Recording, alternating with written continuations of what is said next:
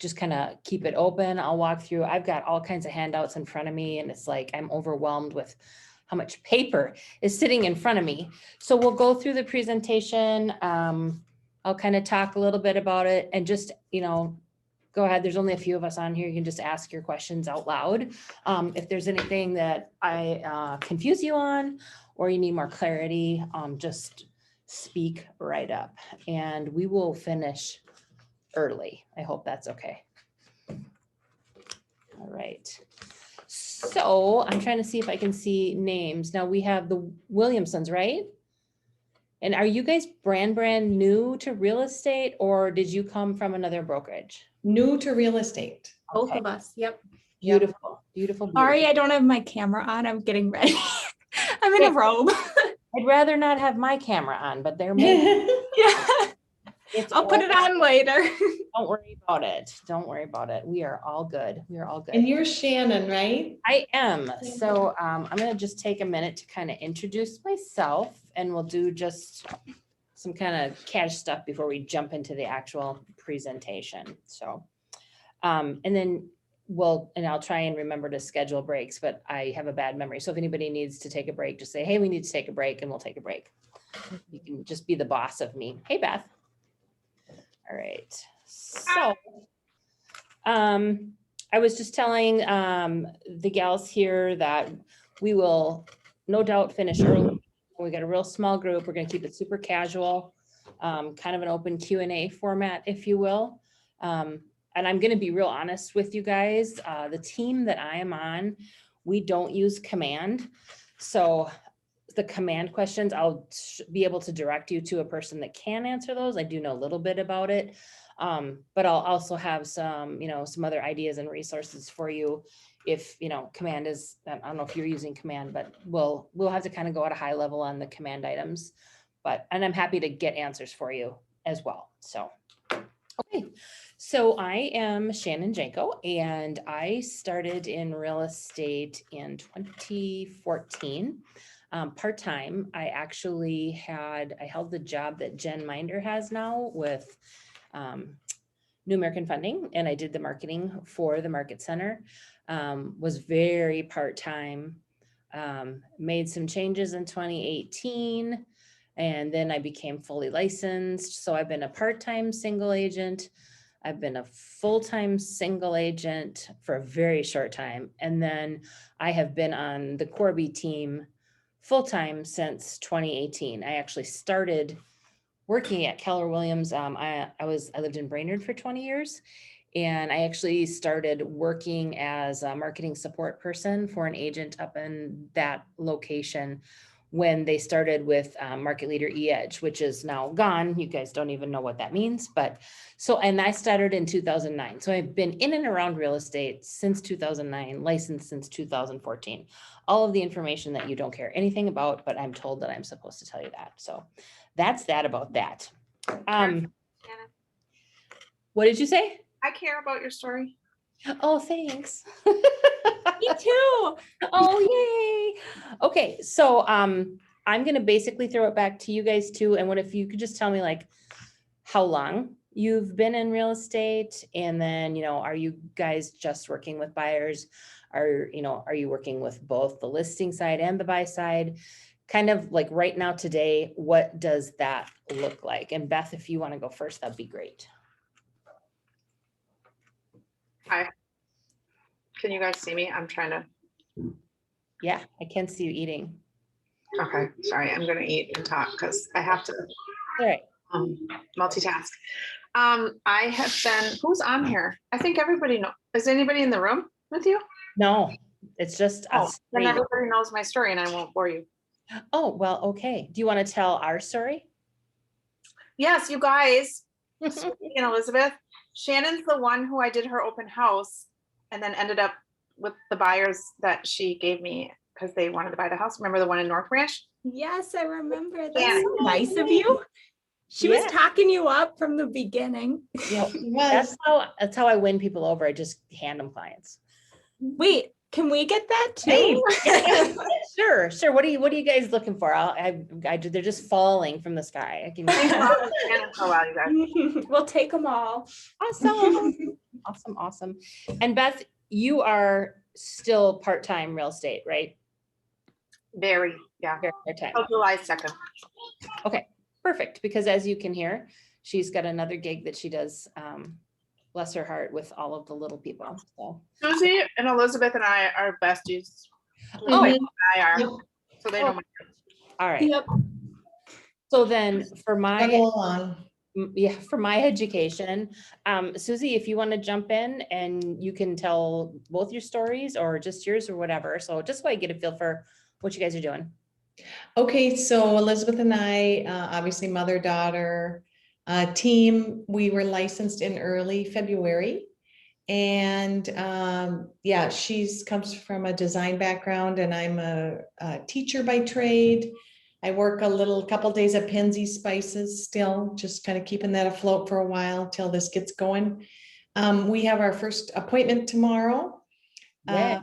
Hopefully get a listing out of that. So we're pretty excited. We've been busy getting that ready. Hey, Awesome. Susie, did you guys call after Ignite yesterday and get that? Yeah, we did. Is that what That's the appointment. Yes, she's so excited. Oh, you have to tell Shannon that story. Okay, Mom, you do it. All right. Well, we did an open house with Paul Olson Mhm. from the Odd Couple. And it was in East St. Paul on Ivy Avenue. And this woman came in by herself and it was a busy open house. Yeah. Great house, all redone, little story and a half. And she came in and we just clicked with her, both Elizabeth and I just clicked with her. And Yeah, and Paul said, he was like, all right, you guys saw me do this last one. Now it's your turn. She's an easy one. You get her. Yeah. So he like gave her to us, which is so Yeah. nice. And Yeah, it's so he's like, go for it. But I mean, it was a natural connection too, I feel like, and for sure. And so we both clicked with her, we were laughing and carrying on and we talked. And so then we got her info and then we called together and left a message. Okay. I'm trying to remember this.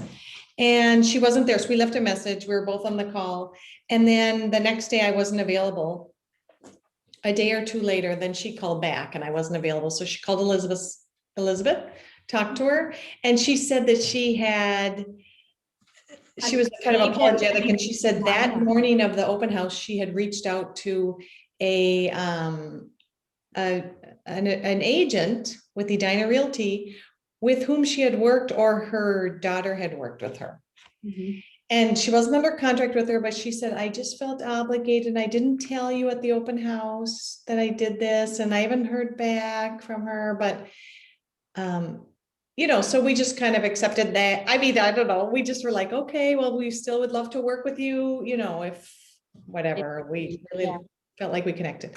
And so then we kind of let it go for a couple days. We thought we'd let her kind of, I don't know, how long was it, Elizabeth? Probably less than a week. Less than a week. And then we were with Paul again yesterday in the Ignite. He was teaching the Ignite yesterday. Mhm. And he's like, we told him, what had happened. And he's like, you got to call her today. You got to call her back.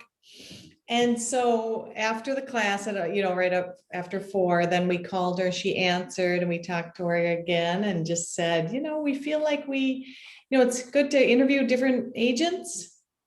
And we really had that connection and we just couldn't leave it hanging, like that and So anyways, long story. And she was like, I'm so happy you called because I was thinking about you and I regretted not using you guys. And I just feel like Yeah. we Guys, had such would you have done that if Paul hadn't have told you? Like he was like literally, Shannon, he goes to them right after we get out of here, you are calling her back. And they were like, no. Do you guys think you would have called her? No, I think we would have. Yeah, we would have. But I mean, I think that I gave would us have the kick waited. to do it right there. Yeah. And it's hard to know how long to give them, right? To let it kind of sink, I don't know. So anyways, that was good. And she was like, every time when I heard your message, I smiled. I remembered our fun She would time at listen the to our open house. message like multiple times because it made her so happy. Oh my God. That's so Isn't that cute? So we're bringing cinnamon rolls. Yep. We talked about this. She loves cinnamon. I got her cinnamon at Penzi's and we're gonna Yeah, go Yeah. tomorrow. Come on in, you guys. I just didn't grab a mask. You can, we're doing it in here instead of the training room. Yeah. they You know have- exactly where you are, Shannon, right? What? In the room with the yellow or the red chairs. Yes. Yeah. Don't they all have red chairs though? Oh, do Well, they? I don't we know. were gonna do it in the training room, but they have the lead gen training going. We're just talking right now, just getting introduced. So this is what we're gonna do. I know this is really early. We're gonna take a quick little break because now that we've got people here, I need to connect to the monitor on the wall. So do what you need to do for about 5 minutes and I'm gonna get set up and we'll just regroup right back here, okay? Okay, okay. Thanks. Yeah, no problem. You guys, I'm so proud of you for making that connection again. He pushed us to do it, I obviously. know. I was witness. It was good. Yeah, you were witness virtually. To that now, Okay. since they're here and I I need mean, to I feel like a witness. I guess. Which is, So I can ask Jackie if she minds coming in here. no, it's whatever. I mean, she's Okay. all set up. Let's just plug this Okay. in. Heather brought me the cables. I'm gonna go get a mask. Okay. And we're just taking a quick break while we do. Hey.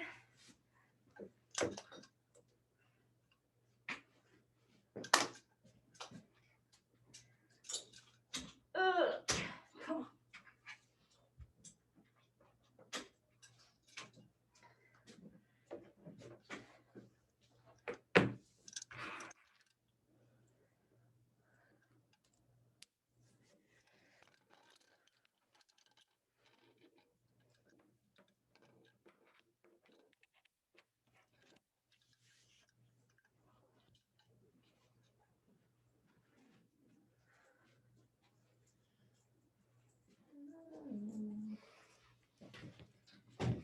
Oops, shit. Sorry. Yeah, got it. Oh, my eyes hurt. Is that casual? That's Gabby Jackson. Okay. And who's she with? Come on, TV. Get it working. And it's gonna share the screen with what it's doing, Mhm. right? Okay. I want to go backwards. Why can't I go backwards? Oh, okay. Thanks. Got you. All right.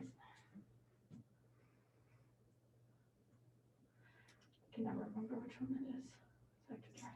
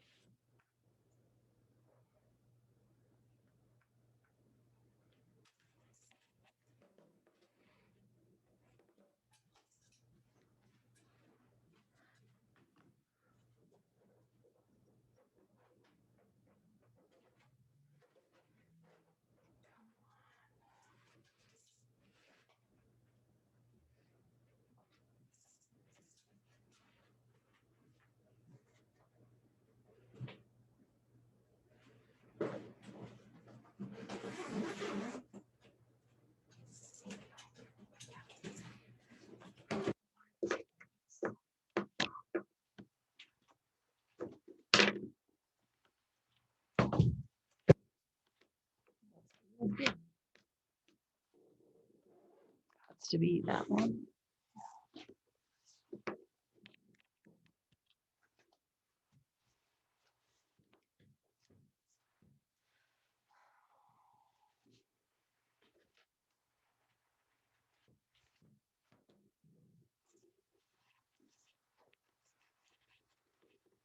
Wasn't anybody gonna do it in the safe one? Those close or? I don't know. The Legion? Mhm. Yeah, there's people at the Highlands Park office doing it. Oh. And at Grand. I don't understand. All right, maybe get Heather. Okay, having some technical difficulties, guys. Here's why I always struggle. Oh, is that what we got going on here? Yeah.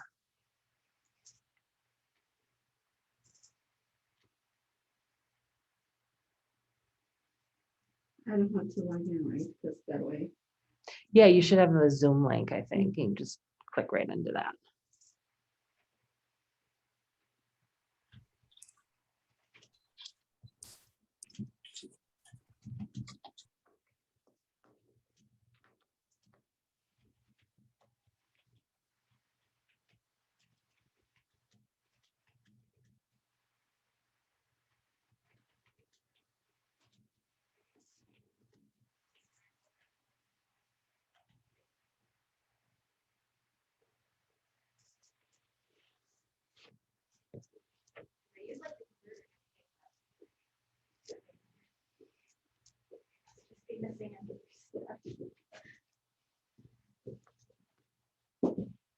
Like I tried all the different HDMI, but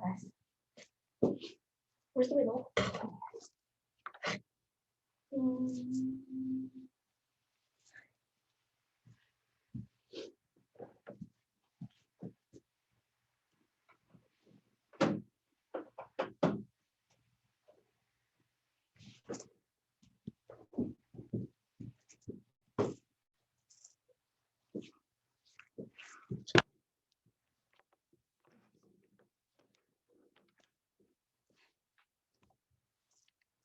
Should I try one of these? It's not an HDMI.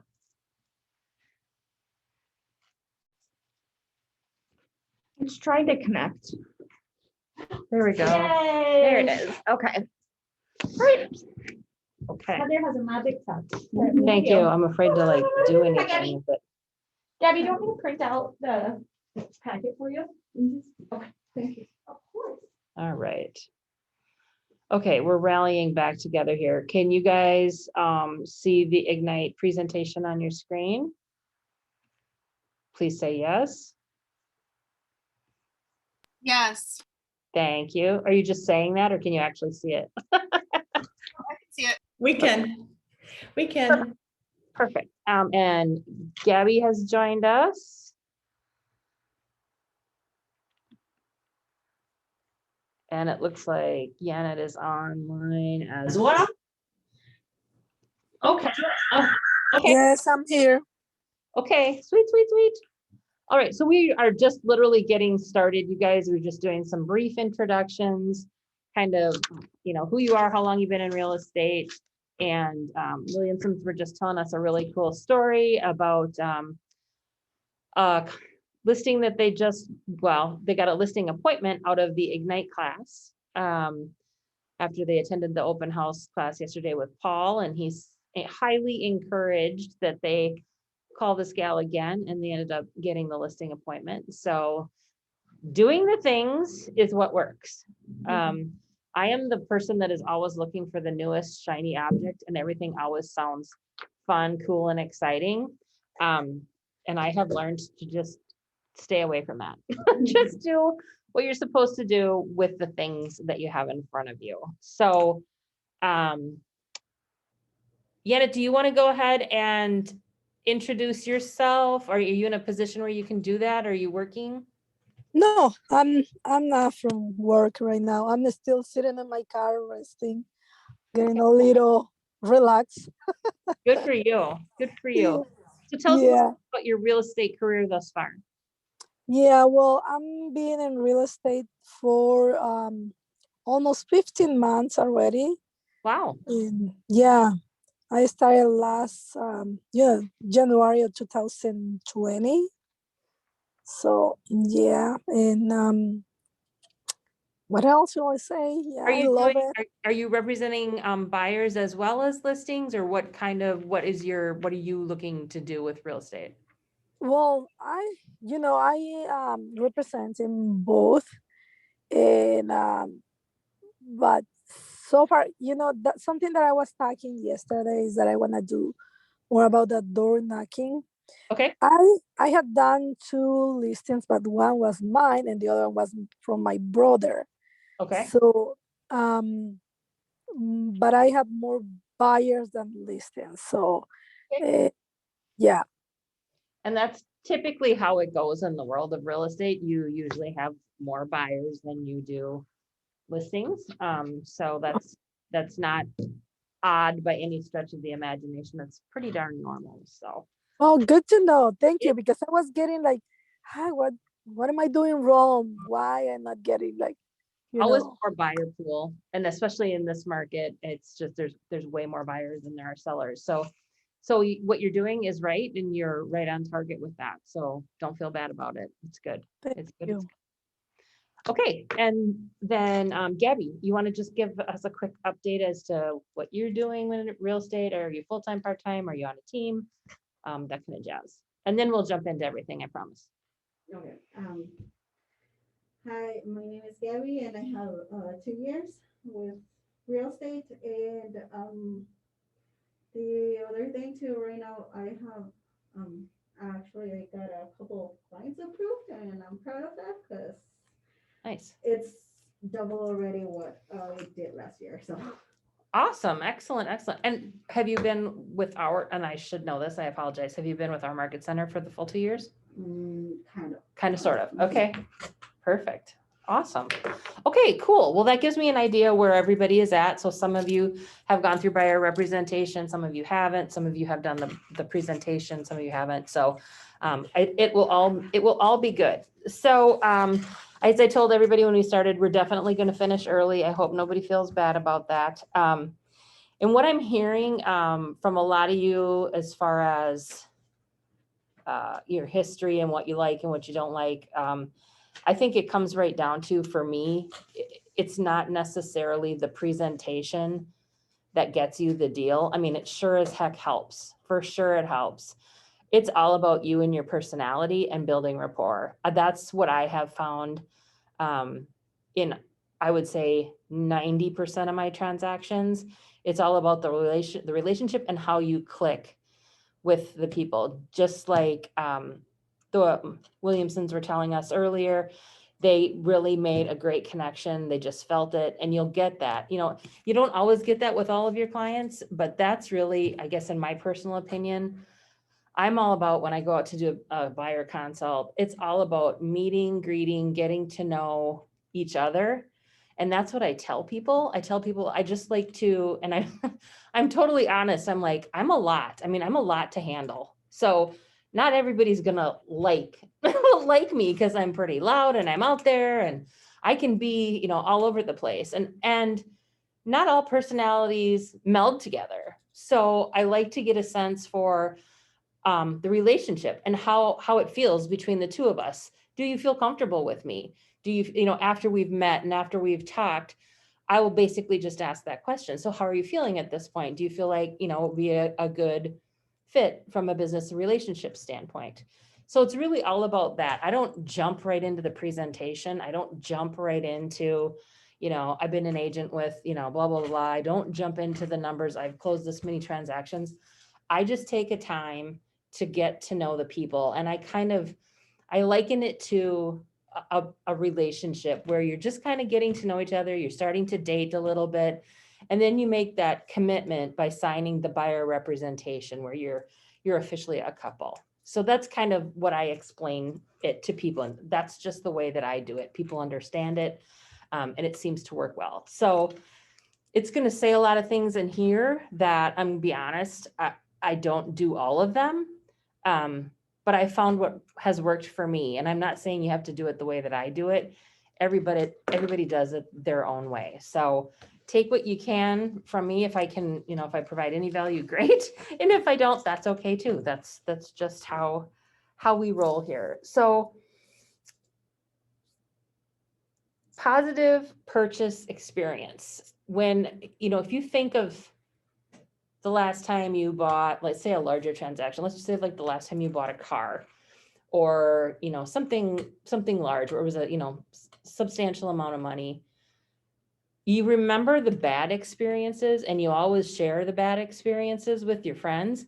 You don't necessarily share all of the good experiences. And personally, I think it's because there are fewer of the positive experiences than there are of the bad. So when you think about that, does anybody have an example of a really good experience where you bought something and everything went really well in the transaction?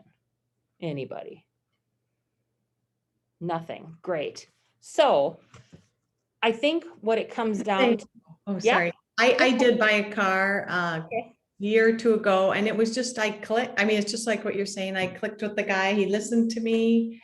He it was really relaxed. And I have also had an experience where we looked at a car years ago and I did not like this person, and just, I wasn't about to give him my business because I didn't click and I felt like he wasn't respectful and stuff. Yeah. So that, I mean, and that's no different than you going into a buyer presentation. You're not selling a car, you're really selling yourself and your services. You know, 99.9% of the agents in the market will go in and do the same consult that we have in front of us. We're all going to give them the same information.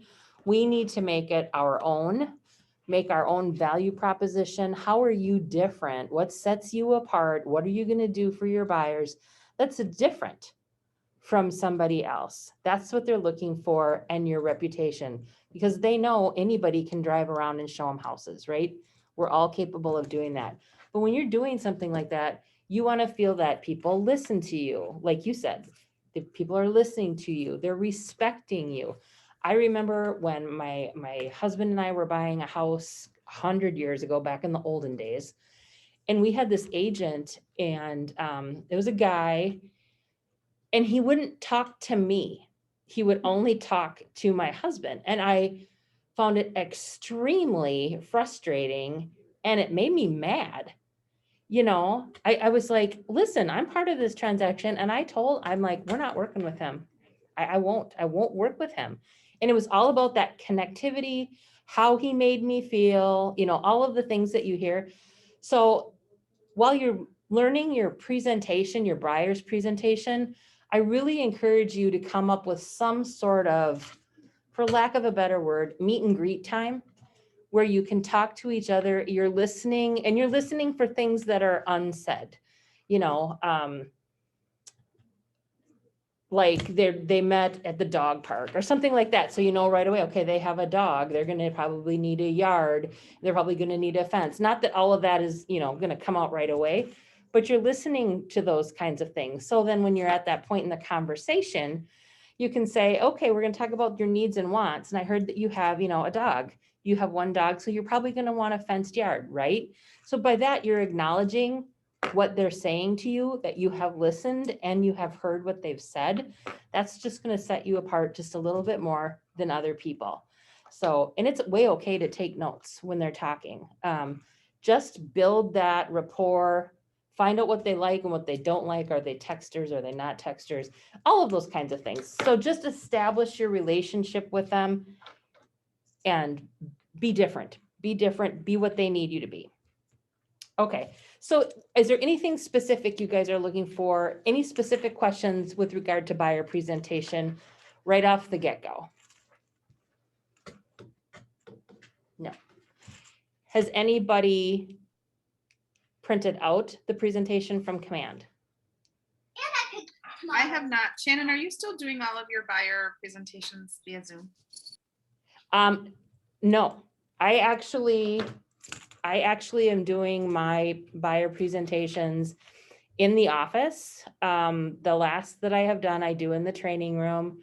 You know, I leave it up to them. I can go to their home if they want, or I have them come here and I just do them in the office.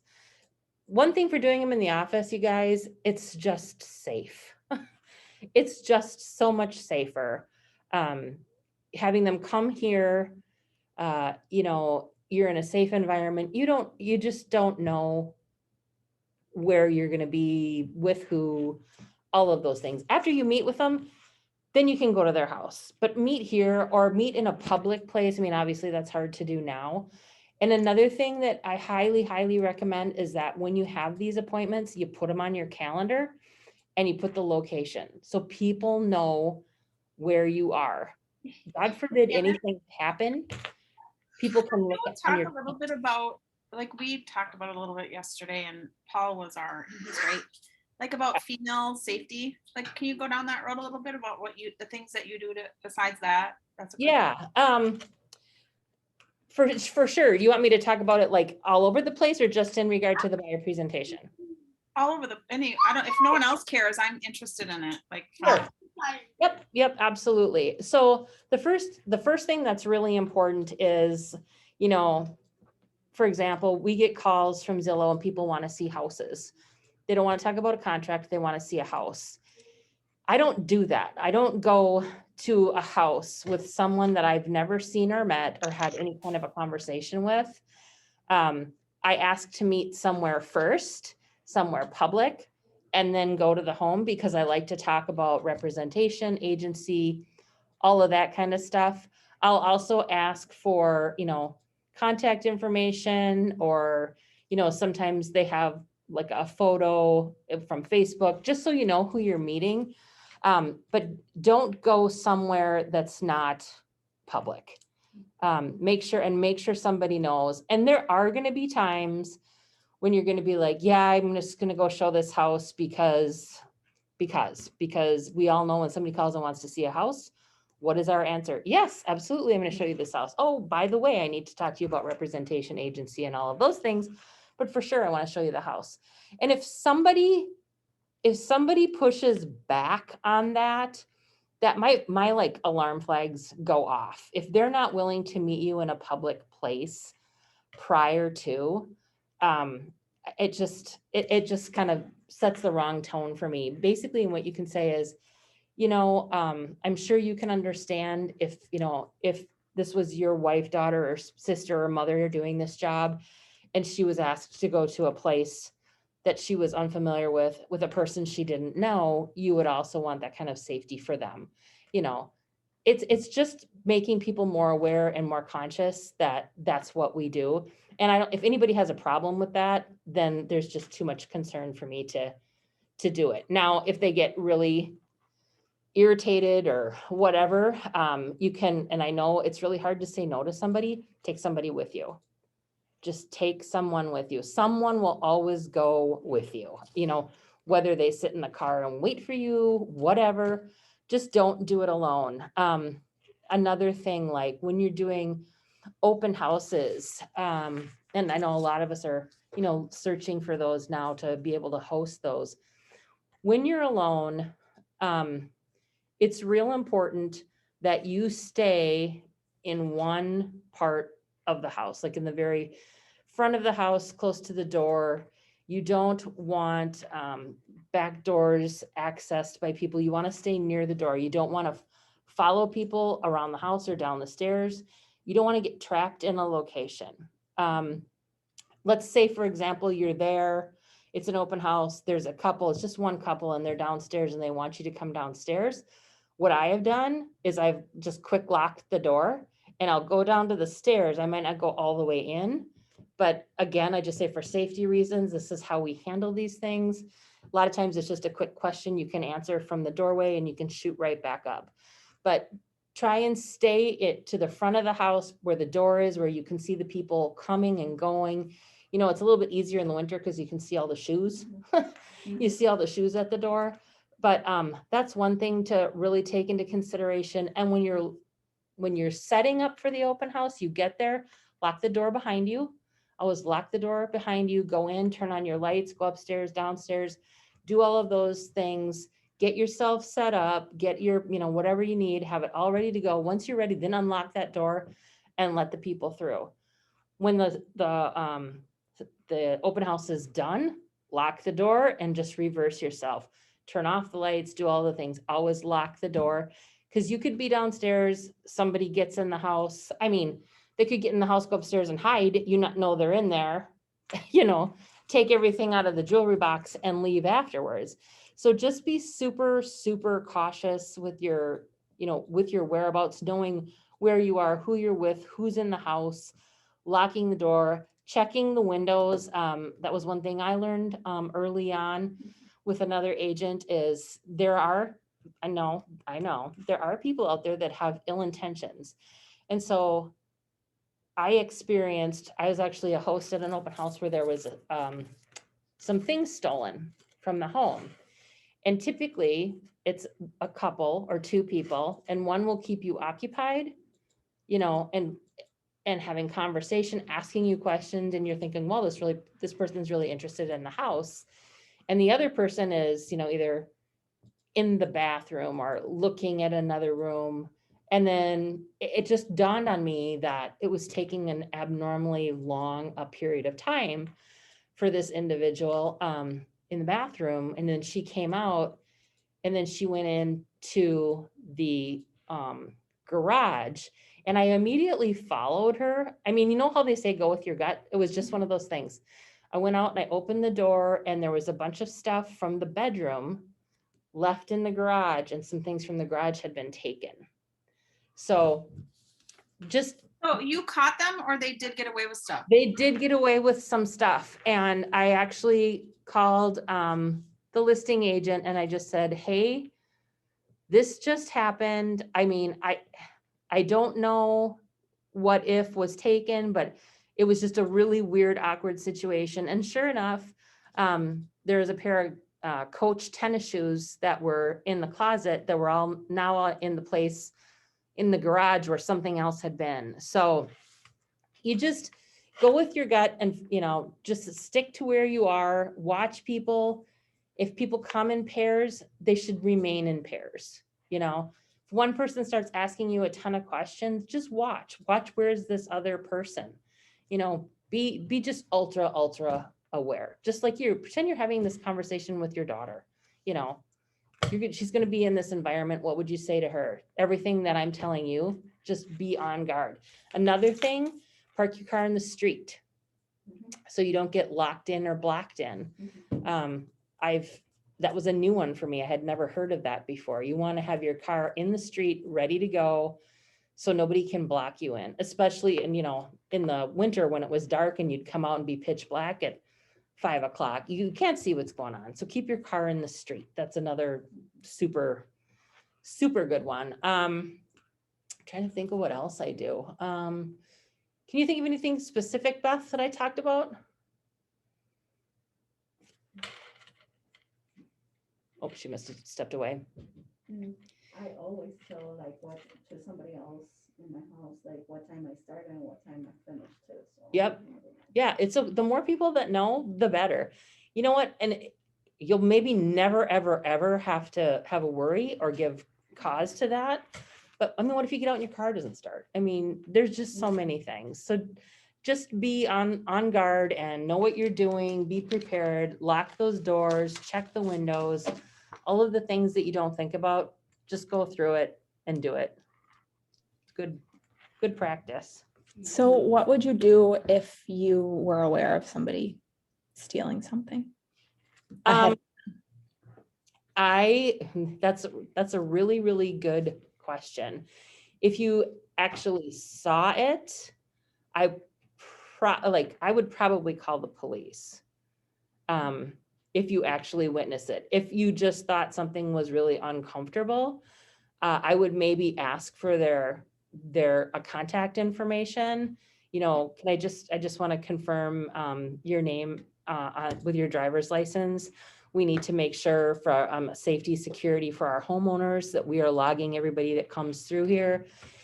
And if they're fine, they'll show it to you. I wouldn't try and intervene. Maybe get their address, their license plate number when they're leaving. If I knew and I saw something happen, for sure, I would call the police while I was there, and I would just explain the situation. Try and chat them up a little bit, kind of keep them in the house a little bit longer, find out, any information that you can. Chances are they're lying, but if you can get their license plate, make a car, get a good description of them, maybe try and snap some photos if you can, without jeopardizing your own safety, of course. Mhm. Have you been in that kind of a situation where you were uncomfortable and you thought maybe something was happening? In an open house? No. Yeah. The other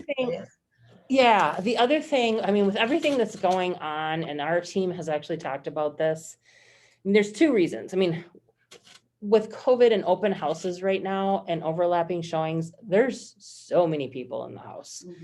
Mhm. Doing it with another agent on your team, tag teaming, that's 300% safer, because one person can then monitor the door and the other person can be with the people. It's a great way to service clients. You know, for COVID, we're only allowing X number in, you know, my partner's inside and she's going to let these 3 groups through. And then when they come out, then we'll let you in. So you can be outside getting information from these people, you know, like, what are you looking for? What brought you here today? How did you hear about it? You know, just getting as much information as you can. Can I send you my business card? Like, I don't know if you guys were on the team meeting, Tuesday, and somebody was talking about their digital business card. I'm like, is it just a picture of your business card or is it like an I actual? have no idea. That's such I like that. I like that idea. But I mean, even just having a picture of your business card and texting it to them, you get their number. So you can use that time to really get more information, you know, find out who these people are, where they came from, what they're looking for. And the same thing with safety. You can just say, hey, you know, we have decided as a company or as a business that we're going to always be doing these things together. From a safety perspective, it's safer for us. From a servicing perspective, there's more of us to help you answer questions. There's really no negative spin to it whatsoever. And I think the more you can double up on open houses, the better, especially if it's a big house.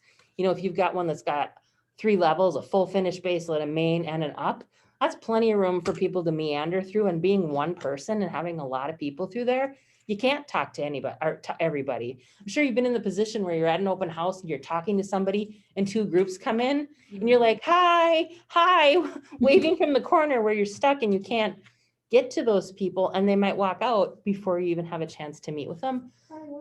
Yeah, excuse me, I have to go talk to these people. You know, you're throwing your business cards at them as they're walking out the door. Having somebody that you do them with is a great idea. And you just come up with how you want to split the leads. You know, you take the first hour, I'll take the second hour, or we just go every other, however you want to do it. Just work that up with the person that you're doing the opens with. Mhm. Yeah, that's the perk of being on a mother-daughter team, right? Yeah. And just that way, that's my mom. She's going to kick your butt if you do anything to me. Just so. Yeah. My dad is 6'2" and he's a sumo wrestler. So that's the best. No, not quite, but Not quite? Okay. They don't know that, right? I was interested yesterday that the sisters said they do, Jody and who's the other one? Sisters of Real Estate or whatever, that they do everything together, showings and everything. Yeah. I mean, you sure could. I mean, it just depends upon your business plan. You may not have the time. I mean, if you've got a lot of clients, you may not all be able to go, and we all know what it's like to try and get a scheduled showing right now. If you have multiple clients, maybe take them through at the same time. You know, if you wanted to be together, it's all about your business plan. I feel like once you've met with your buyers and you've, you know, been out with them once or twice, you know whether or not you feel comfortable with them. And if you don't feel comfortable with them, there's a reason you don't feel comfortable with them. And that's where then you maybe bring somebody else or you have somebody else on the phone or something like that. But pairing up it's safer. There's no doubt about it. It's just safer. So, and we all want that. Okay, so we're going to continue talking here. So we're talking about the buyer representation. Okay, so if we don't lead generate, we're not going to have buyer representation agreements, right? So what I want to know is, I want everybody to tell me what your least favorite lead gen format is and your most favorite lead generation format. And you guys can just take turns. Gabby, you go first. What's your favorite? Hold on, I'm learning. Okay. I'm doing contacting my sphere. Okay. On Facebook, so. Okay, so you're doing your sphere through social media. Yeah. And do you like it so far? Yeah. Or it's sort of okay. Mhm. What do you, if I had to say, what's the lead generation format that you really don't like? What would you say? Well, I haven't really done much. So Okay, I'm working on doing. Okay. Also. cold calls. Okay. Beth, are you on the phone? Deanna, either one of you guys, Williamsons, anybody? Here, I'm eating again. What's your favorite lead gen format? Probably open houses. Okay, Least favorite is so easy for me to say cold calling. okay. Deanna, how about you? Favorite? I would say like my, reach into my sphere. Okay. Least favorite? This favorite. I would say cold calling. I was anticipating all of these answers. Okay. And Williamson's, have you decided that you have a favorite yet or a non-favorite? Mine would be least favorite cold calling. Okay. I haven't done everything with, like we haven't done door knocking yet. Sure. But I would say my most favorite would be probably texting or I would say in person, but it just takes so much time. I feel like Yep. that's hard. Okay. Mine are my favorites. I like open houses too. Mhm. Anything like a human contact type, Okay. like meeting up with people for coffee or getting dinner, Oh, anything like Going that. to the people, going to where there are people. Okay. Yeah, and open houses, social media, I think is gonna be big too. And then least favorite, anything that would feel forced or awkward, cold calling, I feel like I'll have a very hard time with door knocking for that reason, things like that.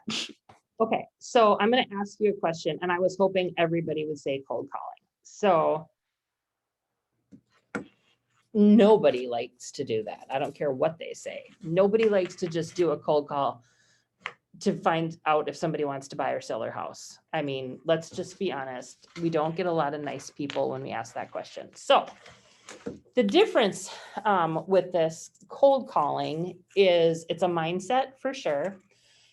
When you're cold calling, if you are calling with information, something that you can share, something of value, it's less of a cold call. I mean, you're still calling somebody you don't know, but for example, let's just say we just sold a house over here on Pascal, right off behind the office here.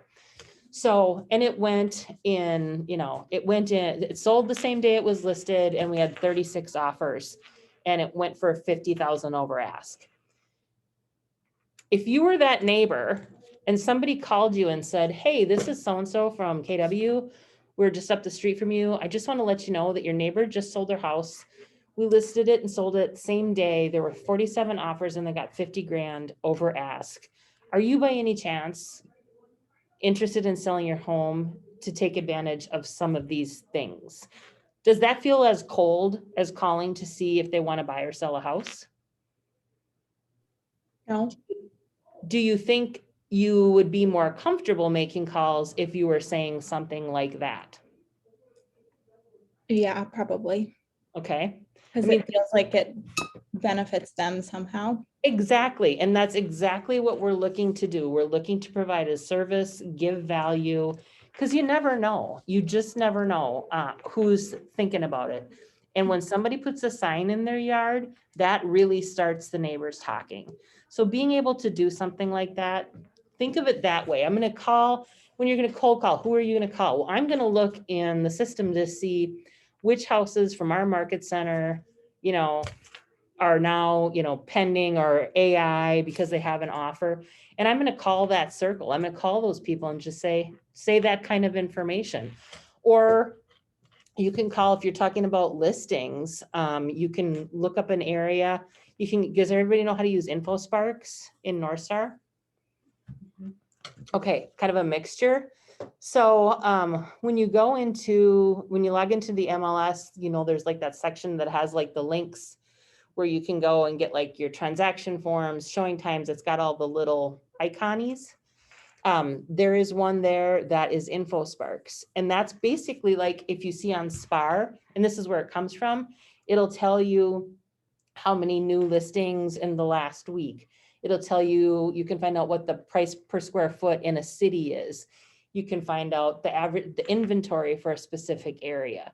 So you could say, okay, I'm gonna go look now, this house just listed, and now in 3 days it did this. I'm gonna go into InfoSparks and look up Roseville, and I'm gonna look in this area and I'm gonna find out what the average sale price is. You can call and give them that kind of information. Even if it's not that we just sold this house, did you know that the average home is selling for X in your area? People are getting much more over ask. So you're giving them information that's legitimate, it's helpful, and it may start them thinking. And some people might say, no, we're, you know, the most common thing I hear is, no, we're gonna go out of here in a pine box. You know, that's very common. I hear that a lot, and a lot of people do. There's also people that end up having to sell because of health situations or whatever. So just being able to provide that information, and if they don't shoo you away or say, you know, don't ever call me again. I mean, what can they do? All they can say is no. It's no big deal. It's like, okay, thanks for taking my call, and hang up. Put them on a quarterly touch and put them on a simple plan in Command, where you're just on a quarterly basis. You're checking in and saying, hey, this is the new information for your area, or we're having a shred day at the office, you know, where you bring all your documents. Just come from contribution while you're building that rapport. And these are going to be your, you know, maybe your C clients, your C prospects, the people that you're just sending information to, staying in front of, sending your business card once a quarter is fine until they make some sort of a connection with you. And what I try to do is I like to do handwritten notes, because everybody nowadays loves to get a handwritten note in their mailbox. It's the first thing they open. And do a phone call. I like to do text, but you can't tell if the number is a cell phone or a landline. And depending upon the person living in the house, a lot of the people are a little bit older, they don't text, and you don't find out if it doesn't go through. So I will typically call. I like to do a mixture of that. So I'm not always texting them, I'm calling, I'm sending them something in the mail. But my business card is always enclosed, so they keep seeing my name. So that's just an easy nurture to do when you're trying to build your database, because we need buyers today, tomorrow, next year, and the year after that. We're building our pipeline. And you can do that just by sending them helpful information and checking in. Sorry, I'm getting a little dry throated here.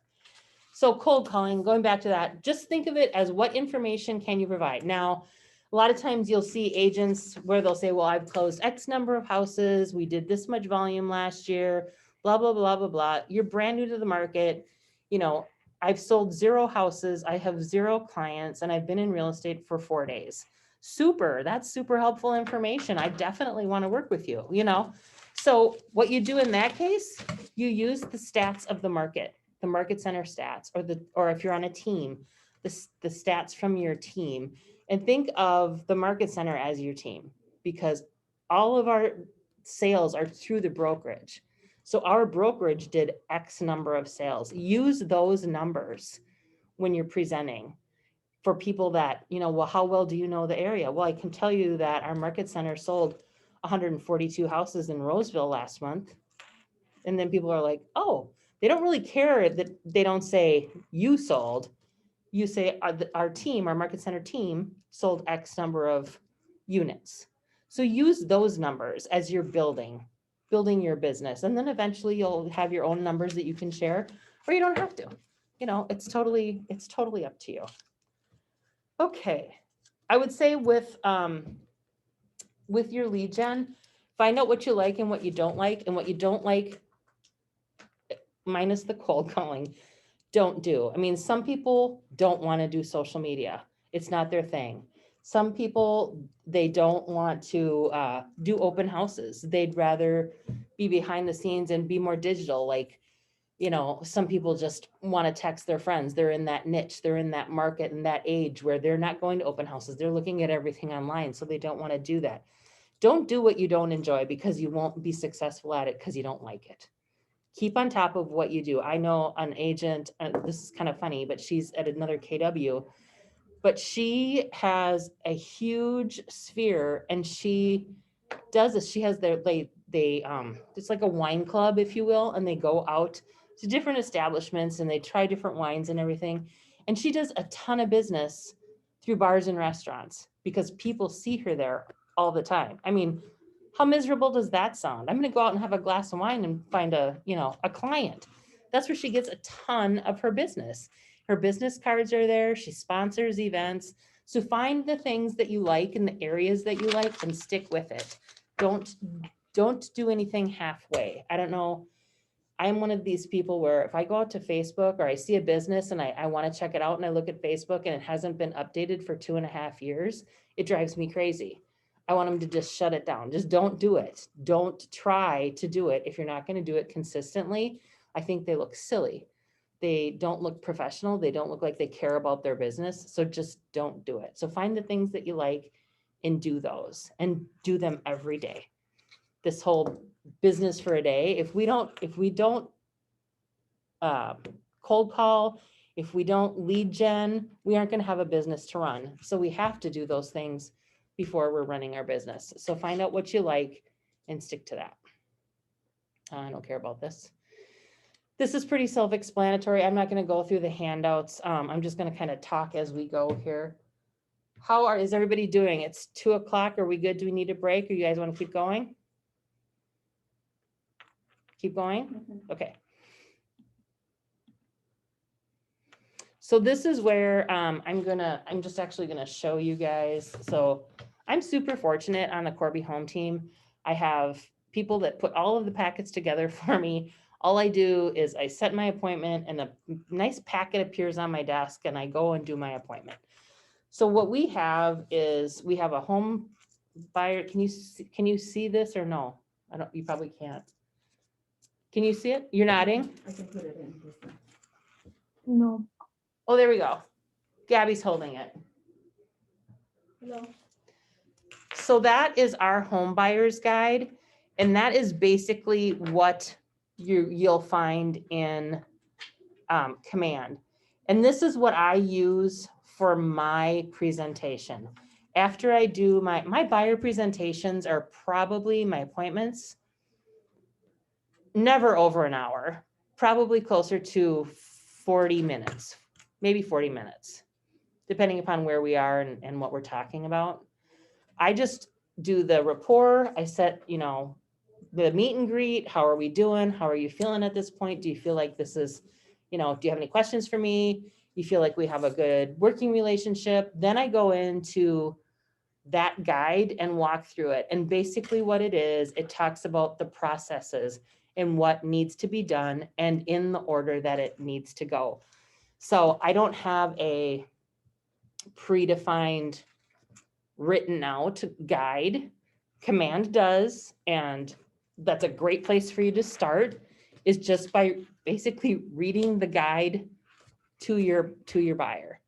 Now, one thing that is really important to note is who you're talking to and who your buyer is and the demographic of these people. A 75-year-old couple that's lived in their home for 40 years, they're going to be extremely different than a first-time homebuyer couple expecting a baby in their late 20s.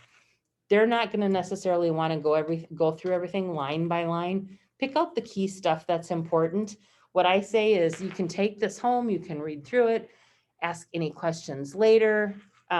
And then the older couple, I'll actually go through the whole thing with them, basically line by line, because that's what's important to them. And you can just ask them when you're sitting down. We can go through this line by line, or I can highlight some points and you can take it home. Just ask them which they prefer and they'll tell you. It just sets in motion what the expectations are, the flow, how things will work. This is where your value proposition comes in.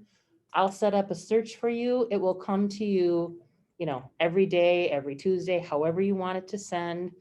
I can do concierge searches for you. Do you guys know what concierge searches are in the MLS?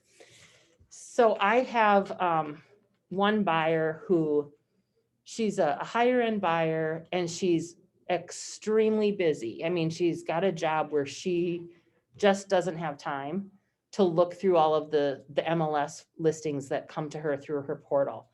So what I do is I have it set up as a concierge search, and that you can do right in North Star. So I go in and look at it, and I'm the one that goes through and looks and takes out the ones that I know she's not going to be interested in. So it's basically for that person that wants something extremely specific that you know, and they trust your judgment so that you're doing that work for them. Sure, you might get them, there might be 12 in there and they're all really good. You want to send her all 12. What I do is I text her and I'll say, hey, I went through your portal today. There's 3 that are really good. You need to check out. And then she knows to go in and look. Or I'll say, nothing in the concierge this week, don't bother. But you become their eyes and you can provide that service if that's something that they want you to do for them. You look like you have a question, Gabby. You could do it for another agent. No, this would be for your buyer. Okay. You set up the search in the MLS, just like with all of the specs that they want and what they're looking for in a home. You know how you do a portal search now and then it goes out to your buyers? Well, rather than going to the buyers, it can come to you. And you're the person that's going through it and saying, yes, no, yes. After I would never do that on a first time just because you don't know. Okay. But if you've got a buyer that says, I don't want any stairs, my garage cannot be a tuck under, I need to have my main floor master. If you know all of those things and you see some listings that don't have it, you just take those out and you don't send them to your buyer. So it's more like weeding out the ones that you know she or he is not going to be interested in. So that's something that you can offer if clients are interested in it. Shannon, at what point does that kick to you and then you kick it to the client? Like normally, like if you have them set up on an automated search? The concierge, I think you can set it up. Oh God, I haven't set one up for a while. It just comes to me. It's just like the email that you would set up for your buyer, but it comes to you and then you can click the ones that you want to send. So it's like a custom search. I mean, you could do a custom search too if you didn't want to do concierge. Same thing. It's just how it gets to the buyer. But if you want to do that, just set up a custom search with your name and don't send it to them, and then you would email it to them after. It'll ask you, I think it says yes, no, and you can check which ones you want to send. Okay, thanks. Yeah. Okay, I'm trying to look at my notes as we're going along here. Okay. One other thing that I'm going to kind of click forward. Sorry, you guys, I'm just kind of all over the place. So this is the contents of your buyer presentation. The one thing that I wanted to talk about here is your preferences. So Corby Home Team, we have, it's actually kind of, it's called our Getting Started. And it is, can you just show that to them? It's just 3 pieces of paper and it asks the same questions that are in the buyer presentation here in Command, but it allows us to have it in front of us and write down all of the questions. And it's nice to do when you're sitting in front of them because they can see that you're listening and you're taking notes. If you have this in front of your buyers and you have this guide, where are you going to put the information? Where are you going to put the answers to the questions so that you have this to put into Command or whatever, we use Top Producer because Command isn't quite functional for Teams yet. So we still use Top Producer, but it has all of the notes for your clients. The one thing that I have found, and I found out kind of the hard way, is that a lot of times when it's a couple that's purchasing the home, their 5 must-haves and their 5 likes are different. So I like to have the Mr. and the Mrs. or the Miss and the Miss, however the couple is set up. I like to give them each a piece of paper and say, write down your 5 must-haves. You can't look at each other. And your 5s would be nice to haves. And then we combine them and we see if there's any that cross over. And if there isn't, we talk about that. Okay, what if this? Which one are we going to take away? Which one is more important to you? So knowing what both of them want is super, super important. If you don't do that, you may find yourself at a house that has everything that Mrs. likes and they don't write an offer and you're like, I don't understand why this had everything that they wanted. Well, he wants a bigger garage. Well, guess who didn't ask him what he wanted? Me. So I'm gonna know that right up at the get-go. And then you have your would be nice to haves, which in this market, everybody's kind of getting their one or two must-haves, and not everybody's even getting their nice to haves. But what I like to call the 5 tops is the deal breakers. What are the things that will absolutely, you'll say, absolutely not, I'm not writing an offer on the house. It's because it has to have a fenced yard because we have 4 dogs. It absolutely has to have a fenced yard. And write those down, because as you're going through the process and you're showing them homes, I know you're not going to believe this, but buyers, they tell you they want to see something that has nothing to do with what they've told you they liked. You're like, this has 2 stories. They don't like split entry. It has a detached garage. All of the things that aren't on your piece of paper that you wrote down, that way you can go back to them and say, what's changed? What has changed in your home purchasing decision that we are now looking at these things? And it could be legit. They could say, we're just not finding what we want, so we're going to change our schematic. Great, super. Let me change your portal search and get you that information. Or they'll say, well, it just looks really cute. Okay, but you don't want any of those things. You told me you don't want them, and I don't want to show you something that you don't want. So just always staying in curiosity and asking the questions. Those knowing what those deal breakers are, top. Keep that always at the top, so you're aware of that when they're asking you to see something that has no relevancy to anything that they've ever said to you ever before. On that part. Yeah. There is like clients that only qualify for a specific amount and Mhm. then they are able to watch whatever it is, so what Mhm. would you focus on that? Well, budget is always going to be a thing. And in this market, it's, it's good to be honest and truthful with them. I'll just use an example. Okay, let's just say we've got a buyer. They want a single family home. They want it in Roseville and they want to pay $250,000 for it. We all know the likelihood of that happening pretty darn slim, right? Mhm. So a couple of things that you can ask them is, can we expand? What's important about Roseville? Does it have to be Roseville? Could we look in Falcon Heights? Can we go into, St. Paul? And explaining to them, and you can show them, just do a search right in front of them on the MLS and say, okay, I'm going to look for a Rambler with 3 bedrooms for $250,000 in Roseville. And you can punch it in right in front of them and they'll see the list of nothing. It's not that you're trying to, push them in a different direction. They can see what they want is not out there.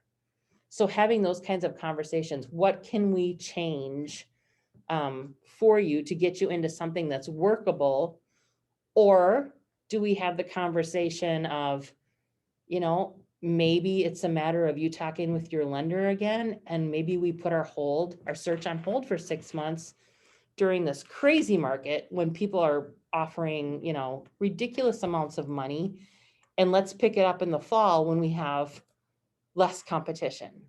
And you don't necessarily like to have those conversations, but if it was me, I would appreciate my agent being just honest with me Mhm. and saying, I'm happy to help you look for a home. The likelihood of this happening is pretty slim. So don't expect that we'll be looking at homes every weekend, because this price point in this market is just very, very aggressive. Mhm. So having those kinds of conversations, I mean, could they go to a townhouse versus a single family home? Because we might have better luck with that. Just asking those questions and finding out what the importance is. Does it have to be Roseville? Why does it have to be Roseville? Have you looked into other options like getting a gift? Mhm. Talk with your lender. What else can we do? Are there programs?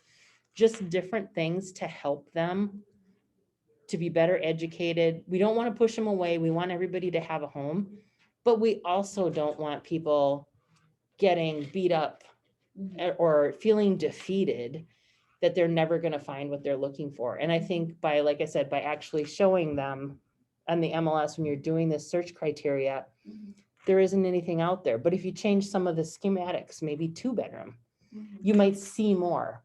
So just being in front of them and showing them that you're not lying. This is the reality of it. What can we do? Can we expand our search? Can we go farther out?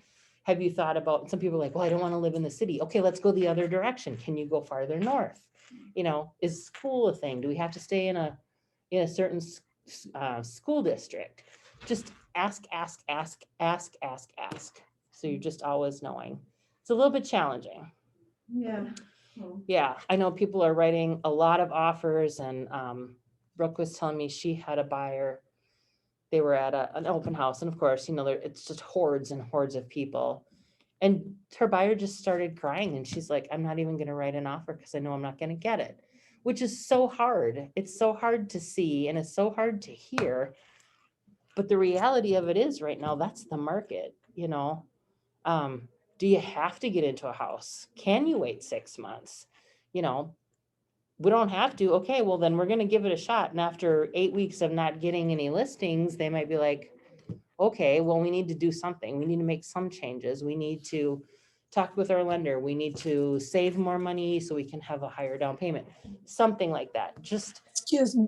yeah. I'm sorry. So that's a great idea, but where would you respond when somebody tell you like but or the insurance rate is gonna increase and they don't want to pay like highest interest rates? When they don't want to pay the highest, well, you just get tough skinned after. We can tell them, and we're going to continue to write at the offer that they want to make, and they'll continue to lose their offers, and they almost Mhm. have to realize that on their own. Mhm. You know, we all know that everything's multiple offers. The other thing you can do is show them again, like, here's your search criteria. There are 4 homes. There are 4 homes that fit this criteria. And every single one of them, we've seen, you know, thousands of people going through. They're going to be multiple offers. So maybe there's something else that you can do in the purchase agreement that is not necessarily price. You know, people are getting super creative, and we were just Mhm. talking about these, you know, so many people are waiving inspection, which I never support that. That's just not a thing that I support. But they're talking about these walk along inspections. We were just literally talking about this, where your inspector can go through, and they don't do like the full blown inspection. It's a more of an abbreviated version, and they'll walk through it with you or with your clients, like at the time. And then you can waive your inspection because the client has paid for this walk along. That's all, like, literally, guys, just heard about this yesterday, so I don't have all of the Oh. details on it. I have done it. I have done it before. Did it work for you? Yes. You want to talk? Do you guys mind if we just talk about this a little bit? Okay. No, that's fine. Yeah. Yeah, tell us your story. So yeah, that was the thing. I have a couple that has been looking for houses since December, Oh, wow. and they have to leave their apartment by April. So and like like what is normal right now, like their offers were getting rejected, and we have a lot of contingencies, and just like you said, when they um, I always support, the inspection contingency. Mhm. So they want someone like, I don't want to go, because after they got their offer rejected, I usually like to tag or send an email to the listing agent. And I like to ask, like, can you please tell me a little bit more why our offer was rejected? My Yes. clients are asking. Yes. It's like, even though they were not asking, it's like, and then when the listing agent answered back, so I just take a screenshot or something and I just send it to my buyers. And it was like, okay, well, so somebody asked like more money. Somebody was like giving more money. Mhm. Another ones, they didn't do the inspection. There was the appraisal Waiver or guarantee. gap Yep. or guarantee. And there were like too many things. So then they wanted to, they talk about, we were trying everything. So Yep. that make me feel very proud because almost everything was like in that list, but the inspection. Yep. So they say like, well, they really like one house. It's like, but we are not doing the inspection on this one because we really want this house. And I told them, no, what if we do the pre-inspection or like something? I explained then how that goes. So this inspector just charges like $100. Mhm. So and they said, okay, let's do it. So I request another showing with talk with the inspector. He went and yeah, so we did it like that, and they got the offers. Nice. Yeah. So it's Yeah. really an interesting comment or a thought for an offer. I mean, it's not necessarily, I wrote an offer for another agent in the office who was on vacation. It was for a house that was built in 1963. It probably hadn't been updated since the late 80s, early 90s. I mean, it was a fine house. It was very good bones, but it had the thick green carpet and, the tiled countertops in the kitchen. And it was just very outdated, clean, structurally sound, but it needed a lot to make it up to date. And they offered 40 grand over ask with the bridge, the appraisal bridged up to that full 40. No seller paid closing costs, but we did ask for an inspection because of the age of the house. And we didn't get it. Even though we wrote 40 grand over, the person that didn't have the inspection got it. Yeah, exactly. And I just can't, I can't in good faith. And that's just me. I mean, and you have to do what your buyers tell you to do. If my buyers told me to do that and I couldn't talk them out of it, I feel like I would have some sort of an email or some sort of communication between the two of us that said they have declined so that I have record of it. I just feel like that could come back. Makes me really nervous, really nervous. Yeah. So having something like that. In that example that you just listed, Yeah. isn't that kind of the sellers knew that something was going to come up on inspection or not? Who knows? It more to them is just, it's faster. We don't have to wait. We can go right to pending. We don't have to wait for that. Mhm. Yeah, like in the past, last year, I also had another buyer that he just took his, like a constructor guy, Mhm. and he was telling him like, no, the house is good and this and that, and so he said like, I don't want the inspection. Like, are you sure? Yeah. Yes, I don't want the inspection. So then I wrote like a letter, kind of like, yeah, like he was like stating that He was rejected declining the inspection. declining the inspection. Exactly. Yeah, because I was also like very nervous about it. Yeah. I mean, a house built in 1963, even though it's structurally sound, you don't know what's happening inside the walls or around the, the foundation. And it just, but it just amazed me. I'm like 40 grand over. And they were bridging it. It just made zero sense to me at all that they didn't accept it, but they didn't. So anyways, I'm all over the, where are we here? 223. I am going to get a glass of water because my throat is extremely dry. Why don't we just regroup back here? I have 223 like in 7 minutes at 2:30. Is that okay with everybody? All right, go do your things and we'll be back. Okay. I like your book. Oh, do you? Yes, Yeah. It has like everything Mhm. about it, Mhm. how it works.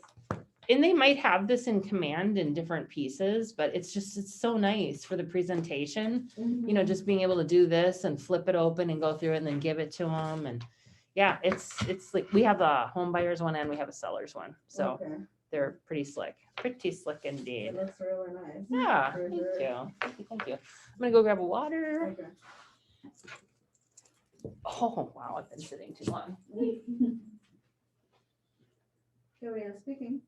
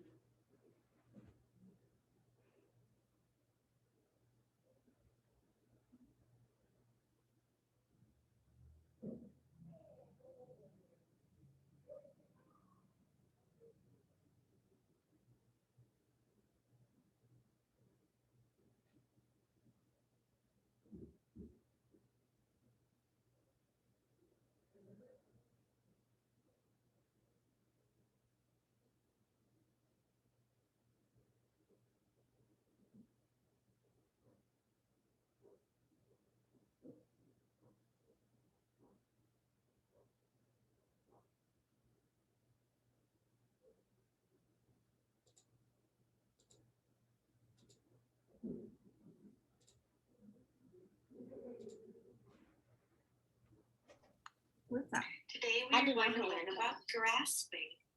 Grasping is something where you will be strengthening your hand. I saw her at a working store on and she's past my focusing school. and concentration. Is she one of It the is a TAs of practical the class? life work. No, she's When like we a are in the helper. classroom, you will see this work on What's the her name? shelf. Miss Leah? You can keep this work out in your house if you would like, when you need time to focus and calm She's down. got such a beautiful. Get 2 containers that are about the same size, and then something to grasp. It could be beans, Legos, buttons, What did that or say? anything small that you could Oh, 'cause she grasp. said that. Grasping. I would probably use my dice at home. There's back some good at M&Ms. Yeah, I have those at my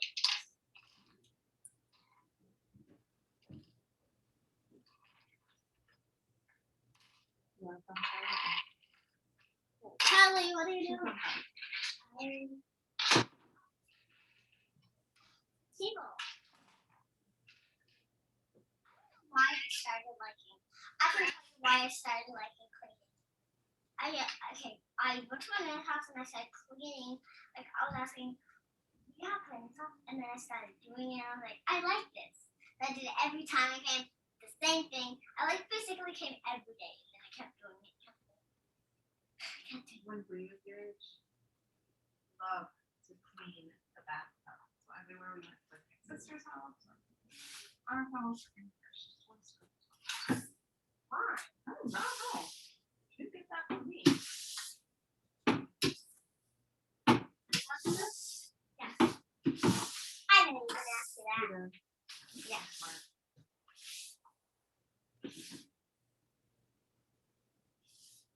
Woo! I know. I was gonna say, but before you left, when Frank was watching us, you need to sweep. Me? Did Frank sweep? Probably not. Probably not. Did he make you guys clean up yesterday? No. I didn't say that. Oh, we could just see. Well, we got to keep the dog then. I know. I don't like lemon. I have this. Well, I'll do that already.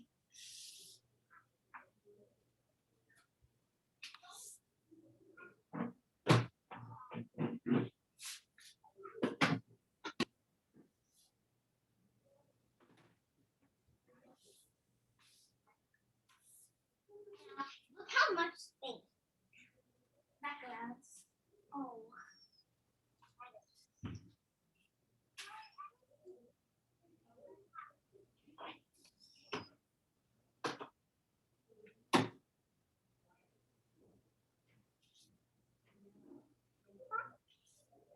Let's take a video. And press it. Ready?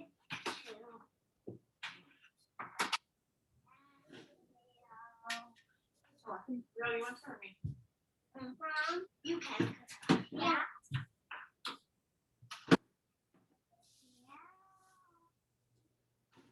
I'm rolling. Do you remember what this is called? Right. Grasping. Do you do it with your left hand?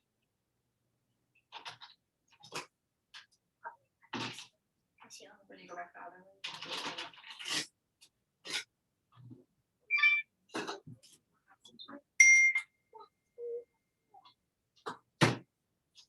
You're not trying to do it with just your left hand. You do it without the right hand and straight.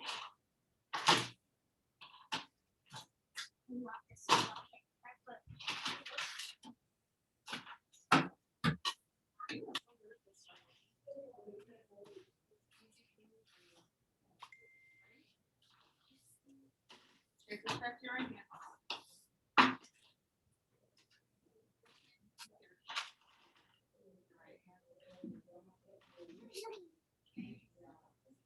I like this. Yeah, if you're left-handed when you're right. Maybe you're larger.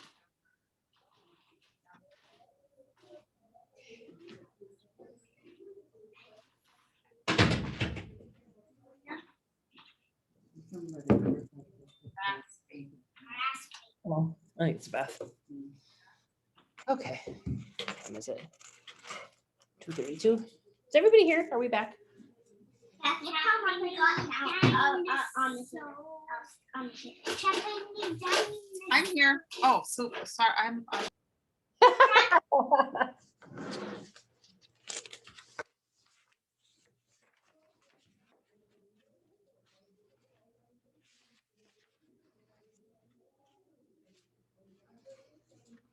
Okay, I talked about that. I talked about that. All right. Okay, I'm just looking at my notes here to see where we are because I go all over the place. And we talked about that. Okay. Should we, at this point, do you guys just want to go through the buyer rep forms? Does anybody, oh, never mind. We're too close. Sure. Sounds good to me. Okay, so those were emailed out to you in, from, I think it was from Jordan today. And I'm gonna try and figure out how I can get at them without, like if I think I can minimize you people. Maybe I can't. Has anybody not completed buyer representation paperwork? Okay. So there are 4 key forms in the buyer representation agreement. There is agency. Everybody knows what that is, right? And does everybody know when we give that to people? Okay, sooner than later. All right, First substantive contact. yep, first substantive contact. Oh, hi. Want to screen share them? Is that what you were gonna do? Yeah, if you have the Yeah. forms, I forgot that you're paying attention. She's gonna put them on screen for us. Yeah. I sometimes am paying attention, most of the time Yay. I'm not, and then I'm like panicking. Oh, wait. Oh, this is what I want. Stop sharing. All right.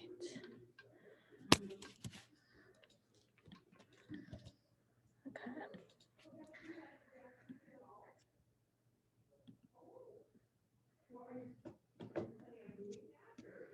Okay, technical stuff. Please sing, please sing to the guests. Technical stuff.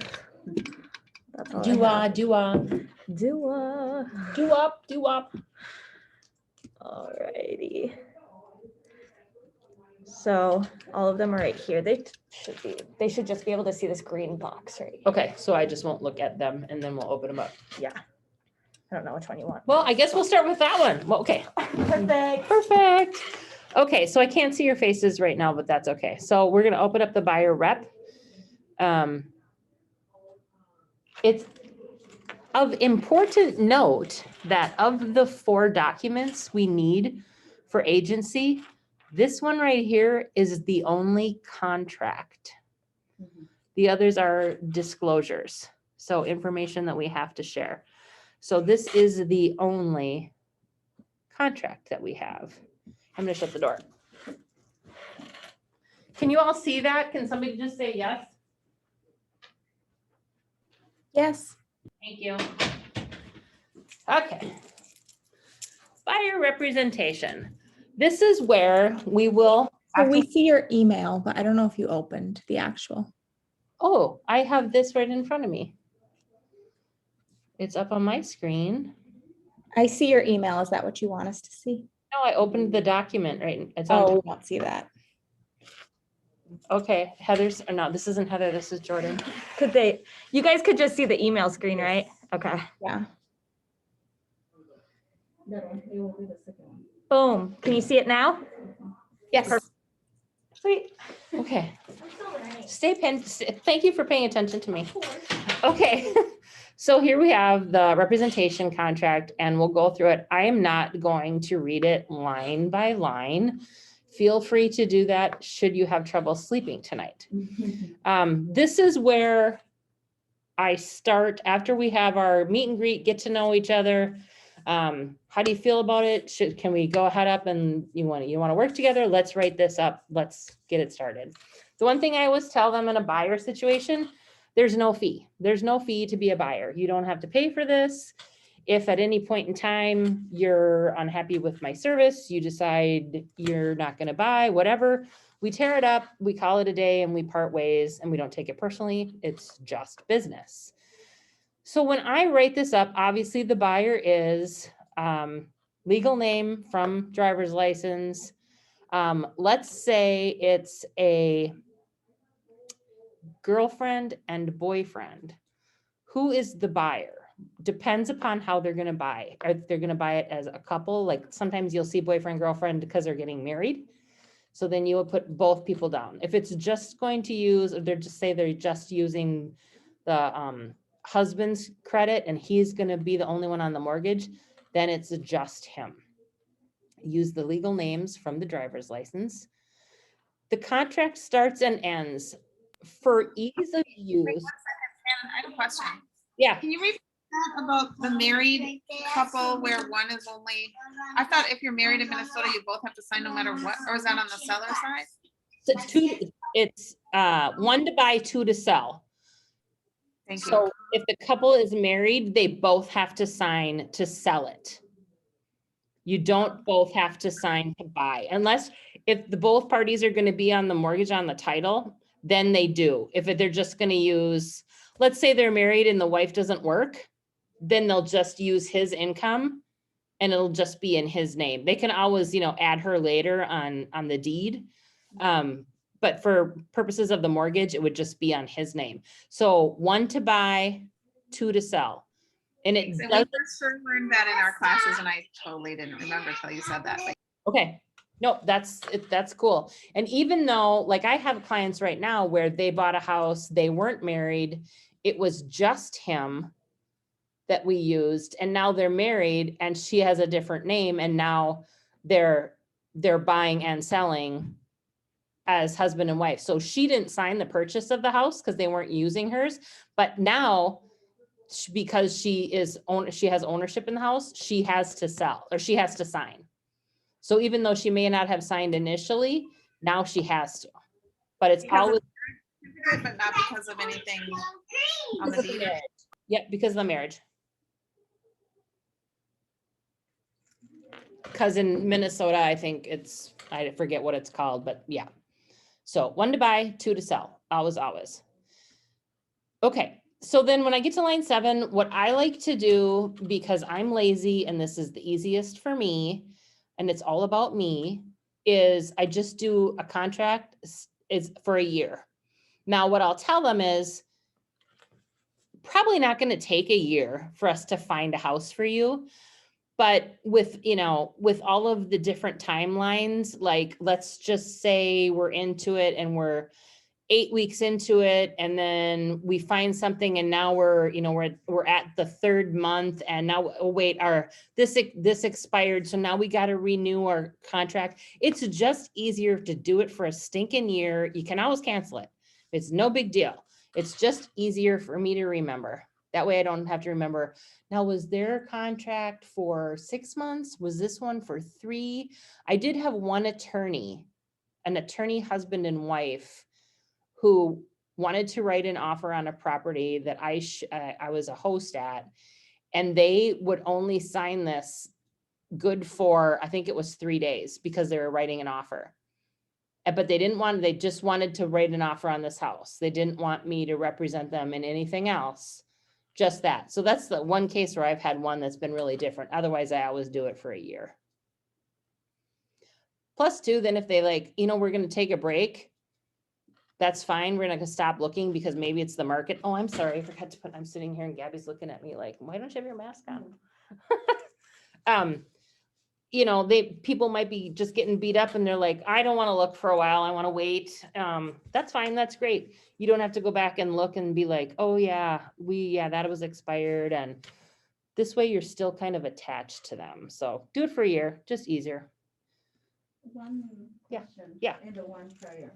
So if it is 1 to sell, 1 to buy, 2 to sell. Mhm. Even that the loan, it says under just one person, where did the check goes to? Both of If their it names, or says one person, is the one who bought? And both of them have to sign to sell. where does which check go to? It's going to go to both. It's going to go into the account because it'll go to the sale. So it goes to both of them. Even the loan and everything is only under his name or her name? Yes, because they purchased, but it's marital property. Mhm. So the check then is for both of them. Okay, It goes out to both names. okay. Okay. Anybody else have questions on that? Oh, okay. All right. Did that answer your question? Yes. Okay. All right. So now we go down and we get into what it's going to cost to do this. Line 27, you can, if you want to charge a retainer fee, you sure can. I don't know anybody that does. You can make it whatever you want it to be. What is that? A retainer fee? That's just like, if somebody says, I'll pay you $500 to Yeah. be my agent. Okay. Whatever. I'll pay you $1,500 to be my agent. I think you can also use it with facilitator if you wanted to. Okay, so it would be a fee on top of commission. Yes. Okay, Then we go to a line item 2. This is the most common. This is where you're gonna put the percentage. And this is so funky in the buyer land because this is where you're gonna put your 2.7, 2.5, whatever it is you're gonna charge. And even though it says it here, it's coming out of the transaction of the purchase, so it's not out of their pocket, which when we say there's no fee to be a buyer, there really isn't, because the person selling the house pays the commission on both sides. So it looks like they're paying, they are, but it's coming from the seller, which is confusing. Does that make sense to everybody? In this market, is there still asking for the seller to pay that fee? You sure can. I'm gonna give you a 99.9% chance that they're gonna say no. You can still ask for it. You know, again, it goes back to what's in your offer. Mhm. You know, I'm not gonna get into that conversation because that's too far down the road. But you can sure ask for that. That's not where you put this, Okay. but this is the commission. Okay. Okay, so this is what they're gonna pay you as their agent. Or you can say they're gonna pay me $500. You can say 2.7, $500 plus blank commission, which is nothing. So typically what I write is 2.700. Because in this term, when they're saying buyer shall pay broker, broker means the brokerage. Okay, so line 39, broker is authorized to negotiate and receive compensation paid by the seller or broker representing or assisting. If broker informs buyer in writing before buyer signs an offer to purchase a property, any compensation accepted by broker from seller or broker representing blah, blah, blah, shall or shall not reduce any obligation. Basically what this is right here is saying, when I'm representing you and you get an offer accepted and we apply earnest money, that's going to come off that amount. So it's basically saying any money that is accepted prior will come off their sale. It's not like earnest money is an addition to, we're going to collect that and then it's going to take, we're going to collect it before the closing, before the sale, but that's going to reduce the purchase price. So like you buy a house for $400,000, earnest money is 1%, 4,000. We're saying right here that $4,000 we're collecting from you, buyer, is going to be taken off of the 400,000. It's not in addition to. So after shall not, you'll see it says reduce any obligation of the buyer. Any monies that's paid up front is going to be taken off of that. It's more specifically to earnest money. Did I confuse everybody on that? I can't see you. So do we put shall or shall not? Shall. Any compensation. Okay, Yep, that's like that. shall reduce the Shall. obligation. Yep, it shall reduce the obligation. Absolutely. Okay. I always thought that it says that if the seller pays, they just have no responsibility of it. For some reason, that's what I was understanding, but yeah, it makes sense at the end with everything, yeah. Okay. Mhm. Before, but because we're on the buyer, this is the buyer rep. So we're Mhm. talking about all the buyer's money. Okay. Okay. Mhm. All right. Obviously, line item 53, general nature of property. When we sell homes, we, the Corby Home Team, we check both residential investment and residential personal because they may choose to rent out the home. We don't know. I don't really think it's a big deal if you do one or the other, but we just check both. That way they can do with it what they will. Okay, then we get into closing services. Most commonly, the buyers will direct us to arrange for a closing agent or your title company. Basically, When my buyers ask what this means, I basically say, do you know anybody in title? Is your sister a title? Does your mom work at title? Do you have a connection? Do you prefer a title closing company? 90% of them say, I have no idea what that is. So we just check buyer directs us to do that.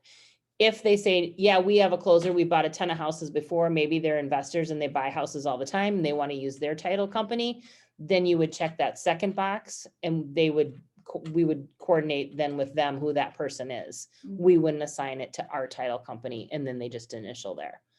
Make sense, everybody?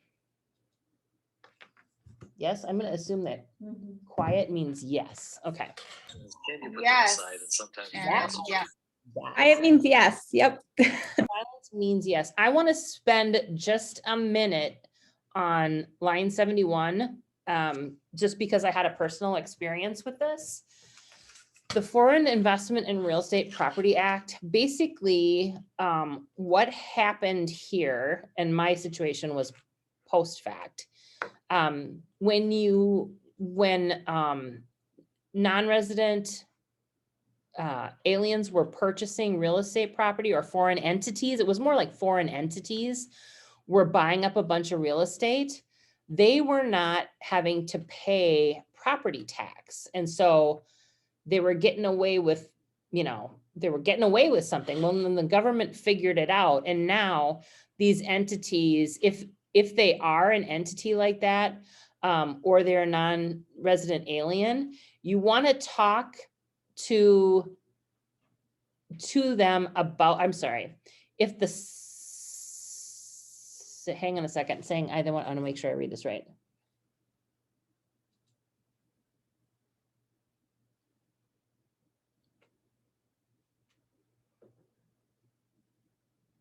Yeah, this has to do as if the seller is the foreign entity, there has to be a notification made because certain things have to happen legally. I don't think it's real common, but what happened in my situation is I had buyers that were buying a home and it was a FIRPTA situation where it was illegal aliens, what's the word I'm looking for? That's not the right word. It sounds like I'm talking about extraterrestrials. Non-US citizens, that's the word I'm looking for. It was owned by non-US citizens. And there are certain rules that come into play with this. When a buyer is buying from this entity, you have to stay in a home for so long. I don't know a lot about it. It's kind of a scary area for me, but there's a lot of nuances that come with it. You can talk to Lynn about it, our broker, and Greg Hartos. Greg Hartos, I think, is a little bit more well-versed on it. And I've talked with him a little bit about it. If you ever run into that situation, it's not super likely. It was more a thing back, I think, like in the 90s.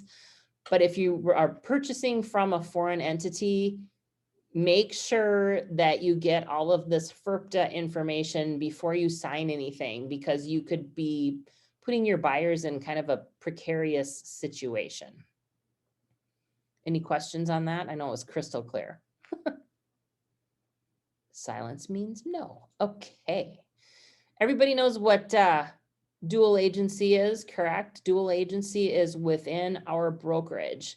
It does not mean any Keller Williams office. It means Keller Williams Integrity Realty Roseville, which includes Highland and Grand Avenue.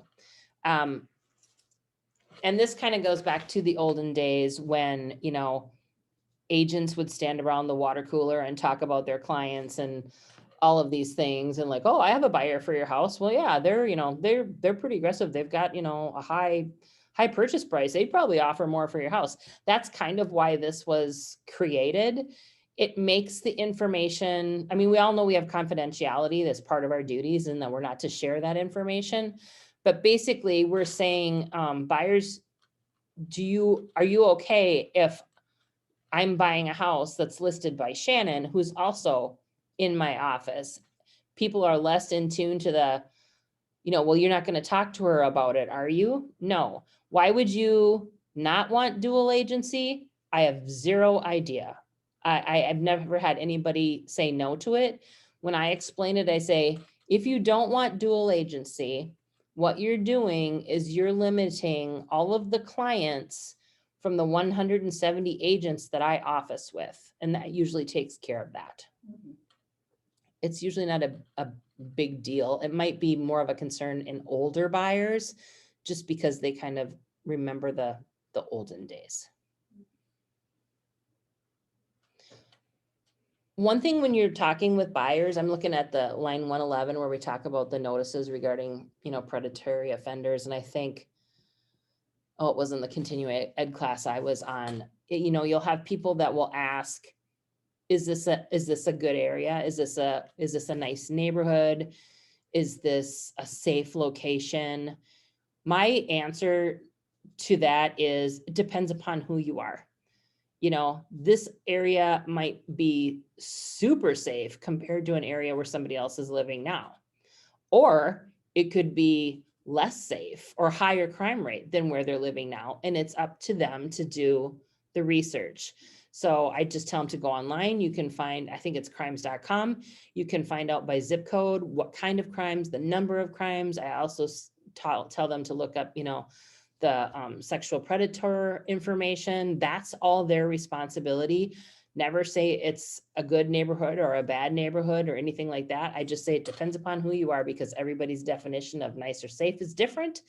I would encourage you to check out this information. I also always encourage them, and I know it's hard right now because offers are moving so fast.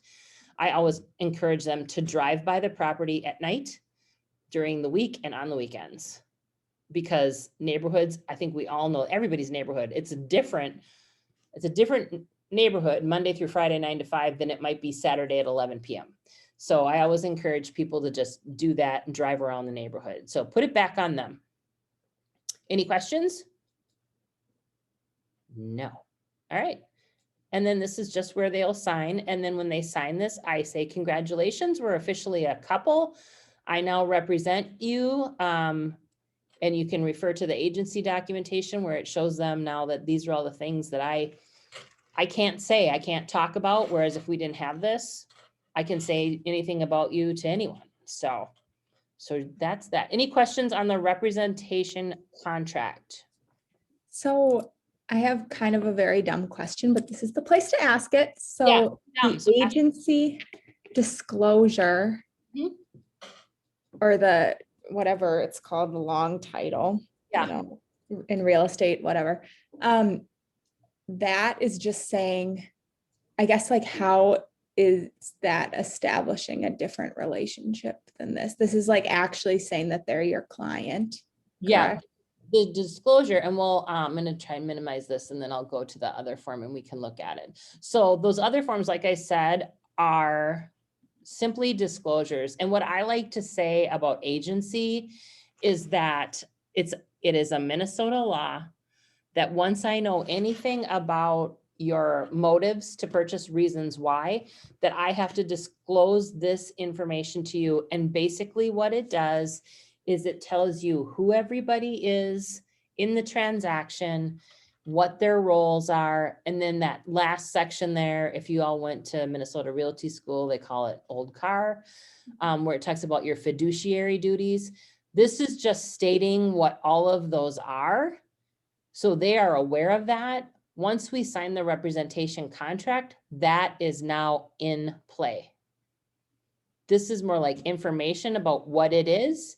This is how it works. This is who you are. These are the rules that you need to follow under this role. Line 61 just discloses what your agent's responsibilities are to you once you sign that contract. Hey, this- can other people see Shannon?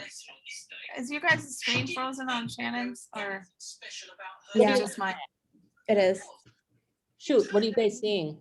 It's like, Like halfway through closing your buyer rep contract. yeah, Oh, Like a big swoosh. I bet Jordan will come running in. Oh, it looks pretty cool. Mhm. Hang on.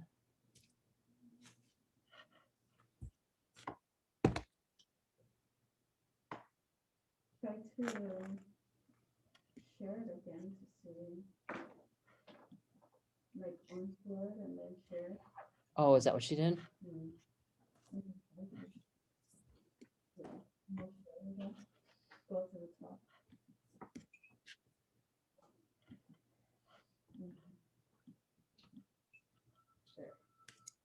Can I, Gabby, are you talking? Sorry, I can't quite hear. Yeah, no, we're Every just, time, it's so annoying how like on Zoom, every time you have to do a document, you have to like share it again. Can you guys see it? Is it good? Can you see it me moving? Yeah. I'm gonna have 2 more, don't go far away.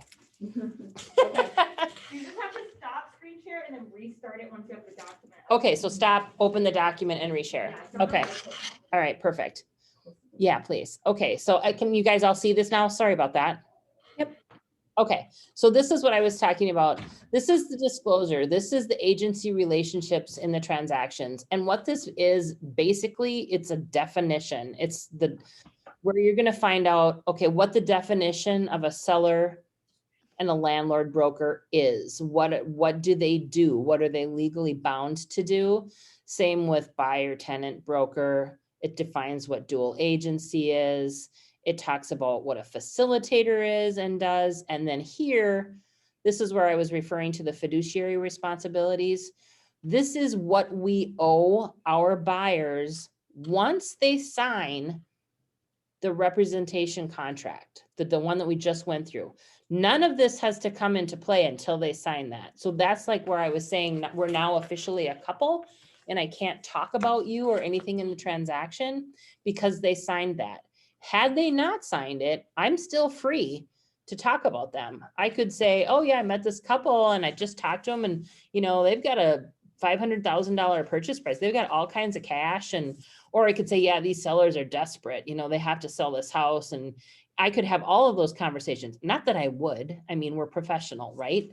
We're not going to do that. Let's go with 99% of us are not going to do this because there's some Lulu out there that will.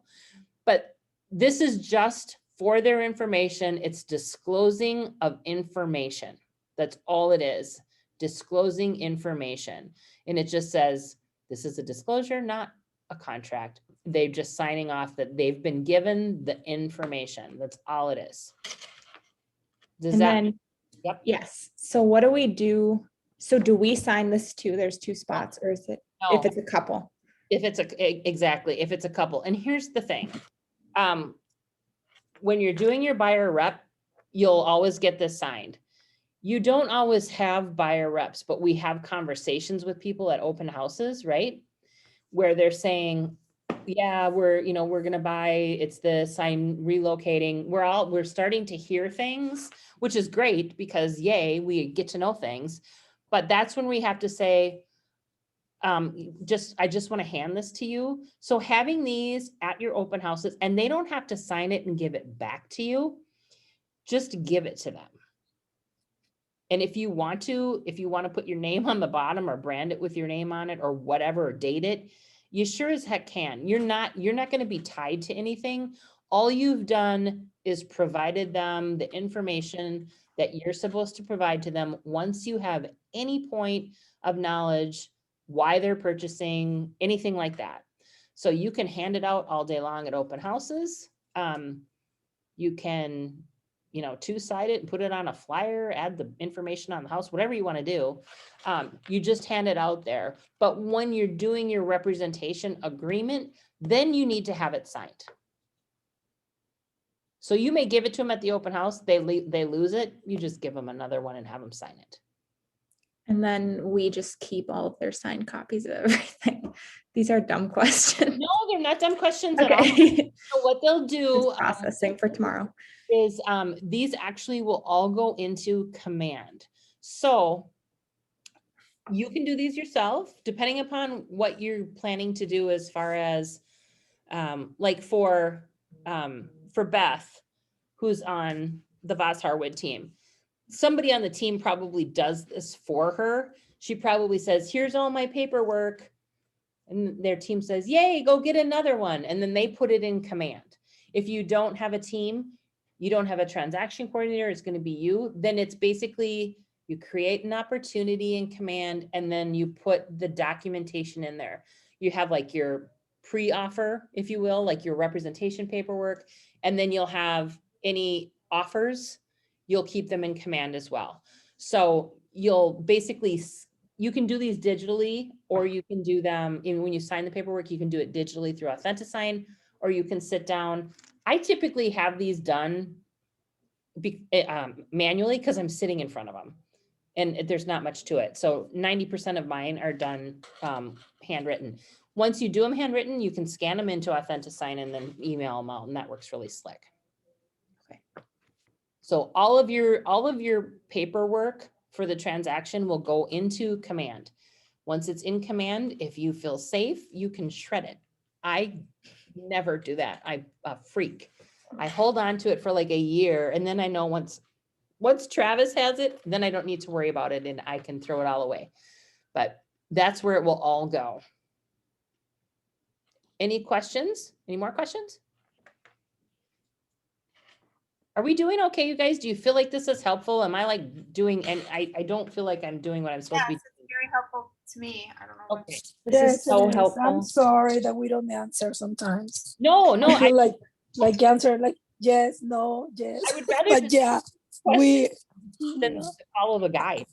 and I'm sorry. It sounds rude that we don't answer. No. I just, nope. I'm happy that you guys are thinking that it's okay. All right. So I'm going to stop sharing this one. Then I'm going to go into my email somewhere. Jordan's going to come running in because now I don't see my email. Are they in here? Oh boy. Jordan, you guys, I'm such a dork. We can see when you share the screen. on the top. Yeah, but my email isn't up anymore where my forms were. And I don't see where her email is. Oh my gosh. I knew she'd come running in. Jordan. I don't know where my email went. Oh, see, I Mac. know, I'm not good at using Macs either. So I shot there. Is you it go. this one that you want? Nope, that's the one we just did. So can you actually open both of them? The affiliated, yep, This one? Yeah. Which one do you want to use? both. Can you make them both open? Not at the same time. Okay, So you will just, so then, let's do the other one For first. For that, you just go to the next and the arrow over here for the next one. oh, true. And then it'll stay on Yeah. the screen. Mhm. Okay, that one needs to go away though. We just did that keep one. going Oh, to whatever. Look, you guys, I feel Gabby's so- teaching me too. Gabby's teaching me. I don't know what I'm doing. I should be able I to. can't believe you guys allow me to talk to people. You're funny. Okay, now I have to share again. No, I think you're No. sharing. Okay, No, can you, No, she's not. I'm not. Oh. Where's the Zoomers? It looks like FaceTime to me. Alrighty, guys. Thanks for holding tight. Boom. Okay. No, she's. Okay, Sweet. thanks everyone. Okay, everybody can see the affiliated business arrangement disclosure statement. Any way to Yes. zoom in? Can we What? can we zoom in or no? Yeah. Like that? Oh, but now it's a little off. Yeah, Wait, okay, there. That's better. okay. For those of us with old eyes. Yeah, no, I'm all about that. Everything is small to me, so it's all good. So again, you guys, this is a disclosure. It's not a contract. It's just something that we have to disclose, just like agency, to our buyers. And there is a reason for this. Typically, there's always a reason for a form. At one point in time, there was a real estate company that had ownership. Well, I mean, it still happens in title, it had mortgage, and fees and things weren't disclosed, and people were being overcharged and yada, yada, yada, all of the things that you can imagine ended up not being good. So you'll always present this to your buyers, and just basically it is where we have to tell them if we have any kind of ownership in another company that may be part of the transaction or any kind of a business arrangement. It doesn't necessarily mean that we have any ownership. It's just that there's some sort of a business arrangement in place. We just need to disclose that with any party that could be part of the transaction. So Minnesota Title, right here at the end of the hall, we do Keller Williams Integrity Realty. There is ownership in Minnesota Title. Okay. We're just letting people know. And on the next page, we'll just scroll down here. We have to do this up front. Like I was saying before, why this form was created. This wasn't being done. So they had no way of knowing what the fees were going to be. So they were paying ridiculous amounts of fees. So it's a way for them, the buyers, to be able to say, okay, I know that this is what this is going to cost. So when I get my certificate for closing, I'm going to compare these and make dang sure that they aren't any higher. Okay. Same with New American Funding, Matt Minder, Jen Minder, where there is no ownership in that company whatsoever. We just have a business relationship with them. They're on site. They, are a preferred vendor of ours. We don't pay them anything for being here. It's just a business relationship. But again, this allows the buyer to see that and see what charges or estimate of charges they may incur, and then they can compare it again on that closing certificate. Keller Mortgage, same thing, and Cross Country Mortgage with Raina, exact same thing. No ownership there. It's very similar to New American Funding. It's just a CYA, so people know what they're dealing with here. Now, I have heard pros and cons for both. I have heard, when I say both, I've heard pros and cons for people wanting to keep their business all, we'll call it Kellerized, for lack of a better term. They like the idea of having the agent, the Keller Mortgage. Pretty soon we'll have Keller Covered, which will be insurance, and Minnesota Title. They like having it bundled all in one place. It's nice, neat, and clean. I've also heard from people saying, from the buyers, they don't want that. They don't want all their money at one place. They like having the definite lines between the title, their lender, and their real estate agent. There's no right or wrong answer. It's whatever they want to do.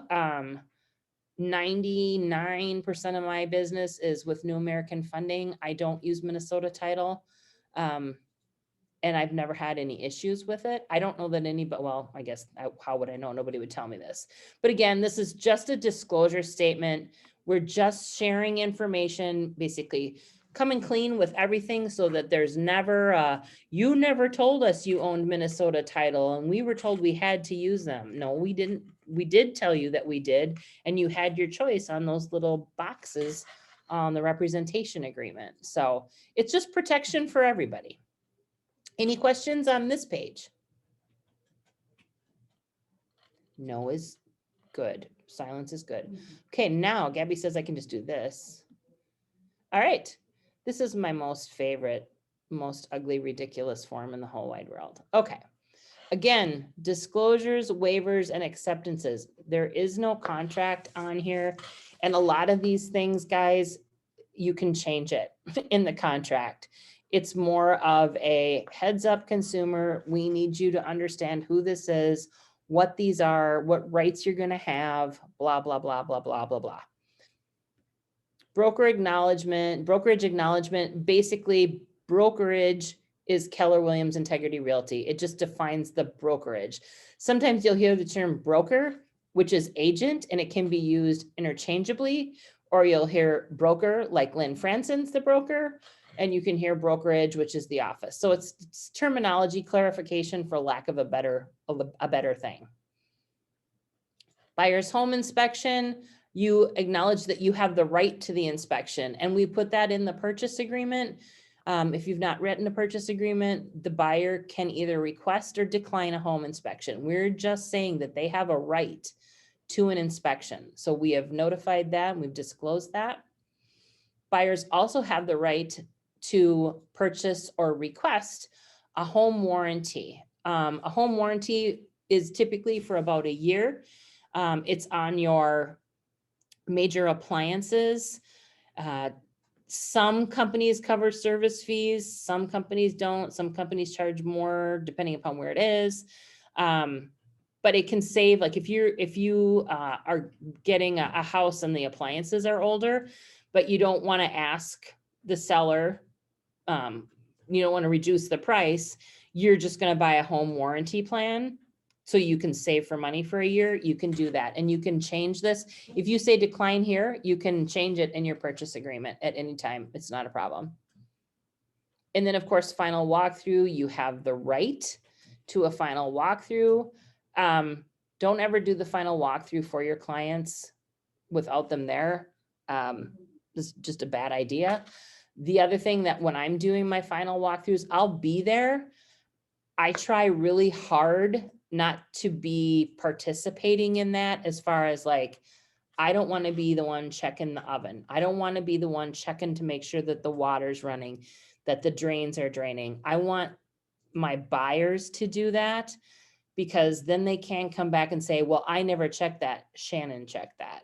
So be there, be the person that's saying, did you check this? Did you check this? Did you check this? And make sure they check it. And some people are like, they just think it's going to work. And that's when it backfires.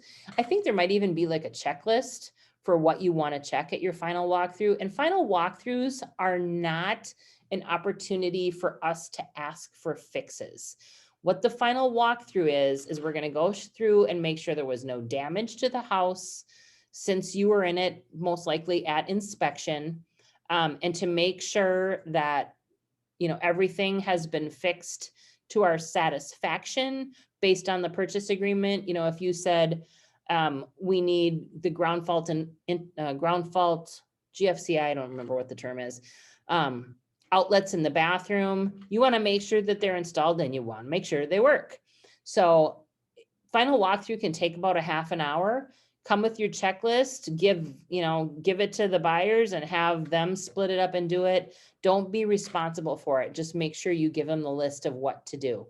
You can entertain the kids, and they actually like it when you're there doing that. You can take the kids out of their hair while they can go through it. So it's not a chance for them to say, oh, well, look, this happened. Well, I shouldn't say that. Let's say they make a big hole in the door when they're moving out. You can say, you got to fix the door, but you can't go along and say, you know, we decided we want you to do this with the electrical panel. That's not the time and place for the walkthrough. It's just making sure that the house is clean, ready to go. Everybody's definition of clean is different. That's actually a really nice thing to give your buyers, is a cleaning service when they're moving in, to have somebody come in and clean the house if you've got some time. Just an FYI, if you're looking for something different to do for your buyers. Then we initial here, buyer's initial here, agent initials here. Multiple offers, it talks about what it is, what can occur when there's multiples, what happens, how we find out, all those kind of fun things. The residential sellers disclosures, this explains to them when they're looking at a house, they will be given, I shouldn't say they will be given, when they're inquiring about a home, 99% of the time they want to see the disclosure, or you should be offering to provide them the disclosure before they decide to write an offer, because there might be something in there that makes them change their mind. I'd rather know that now versus after I write up the offer and attach the seller's disclosure to it. We've all, you know, spent a ton of time on that. Send them the seller's disclosure if they really like it. Typically I'll do that. A lot of times they're at the property when you go to tour it, unless it's real fast. You can email it to them, you know, from the app on your phone, and just say, look this over, let me know if you have any questions. You might see something that isn't on the disclosure when you're there. You can always reach out to the listing agent. What's the deal with the big stain on the ceiling above the sink? You know, it's not on the disclosure. You can find out a lot of information there. So make sure you provide that. Broker commission, everybody gets to pay this. Everybody gets to pay the $3.99. It's no fun money. It goes into the brokerage. It's for compliance. It's for legal forms. It's for review. It goes to nobody. Nobody gets to have any fun with it, and everybody gets to pay it. And then sign, initial. That is your buyer representation packet. That is your official kit of dating. You're now clients, and you're now going to be working together. Now you have to unmute and speak. I don't know what to say. I unmuted and I spoke. Okay. So any questions on any of this on what we went through or any questions in general? Oh, 3:20. That part, where it says for the warranty, if they Yeah. decide not to have a warranty at the moment, but they want one at the closing, they can change their mind. Correct. Yep, absolutely. This is, I don't even really know why we have them check those boxes because they're not locked into anything. It's kind of, I don't know. I mean, it's there for a reason. I don't know the reason. It's above my pay grade. So I just check the box and then we change it if we want to. So I have a question. Oh, sorry. Go ahead, Elizabeth. I was just gonna say then, how much of this are they locked into? Besides just agreeing to work with us and the $3.99 payment and, The $3.99 is only going to come out if they buy something okay, at the at the period, at the time of closing, that will come out. So the only thing they're really tied to is whatever's in the contract. Again, these are just disclosures. They're just acknowledging that they've read it and they've been made aware of it. Doesn't mean that, you know, they're not locked into anything here. This is just, I've read it, I've been given it, I've been told what it is, I understand it. Here's my name and my initials. It's the contract is, you know, what they're basically tied to. What I tell them too, when they sign this, it doesn't prohibit them from going to open houses without me. And I encourage that just because I might be out with other clients at the time.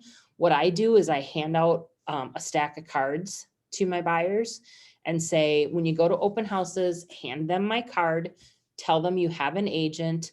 Number one, that will protect you from being hounded by the other agent. And the other agent has access to my information, so he can contact me with any concerns, changes, or additions to the property.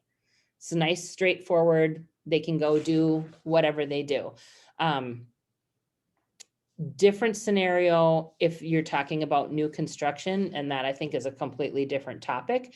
I'll just say this: if you have buyers and they're interested in new construction, do not let them go anywhere near any new construction without you with them. Not even to go look at a model. Just don't. Make sure you're with them. If you're not with them, you're not going to get paid. So that's all you need to know about that. Hey, Okay. Shannon, at some point you mentioned that there may be a checklist available somewhere for a final walkthrough. Is that something that we as agents should have, or that the customer is responsible for finding on their own, or do you provide that to people? That I've just made up in my head because I'm pretty sure somebody has made a final checklist. Ah, for okay.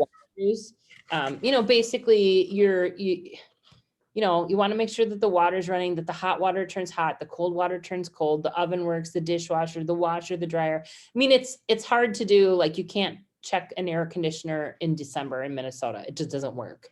But you want to make sure that the refrigerator is cold, that, you know, all of those things, everything is in working order. If you know something was working and at walkthrough it's not, then you have an opportunity to, you know, reach out to the listing agent. Typically what I like to do is I like to do my walkthrough the day before closing, because that gives us some time should something need to be fixed or replaced or whatever. We have some time for the sellers to get out there and take care of it. I had a situation where a couple was buying a townhome and it had surround sound in the entire home.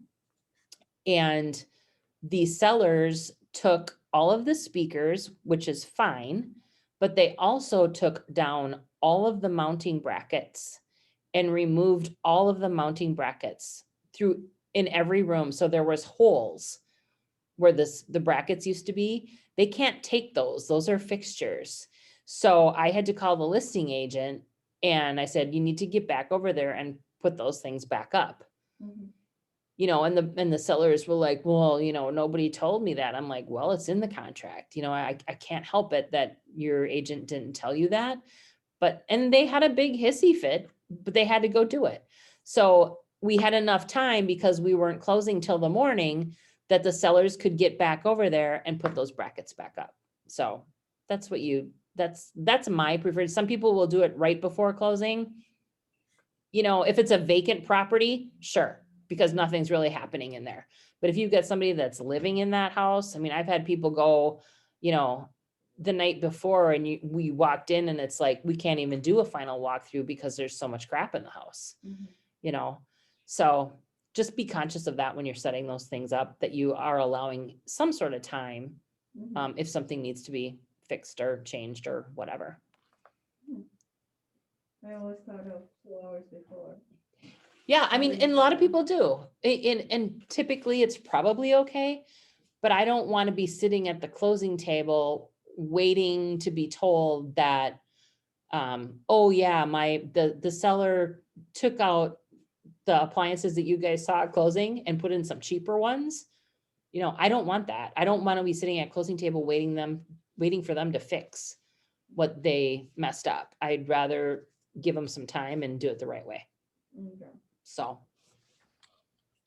So what if, I don't know, I guess you kind of answered my question, but like, do you delay the closing date if it is major things that have to be fixed that you see at the final walkthrough? Super good question.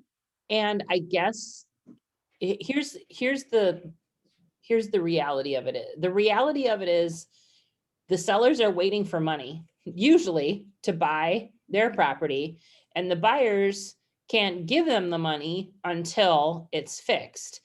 So, I mean, if it's something major, sometimes you can negotiate it at closing. You didn't hear that from me. And I would never do that. Sometimes you can. Sometimes you can say, you know, all right, well, we're gonna close, but we're gonna have the electrician come out at 4 o'clock today and everything will be taken care of. Ideally and legally, you want everything done before anything is signed. Okay. So then if it couldn't be done for some reason before, like you have your closing appointment, then do you? That's up to it's up to really to the buyer to say, are you comfortable with this? Or should we just extend closing? You know, sometimes they're sitting there with moving trucks in the driveway. And then what do you do with them?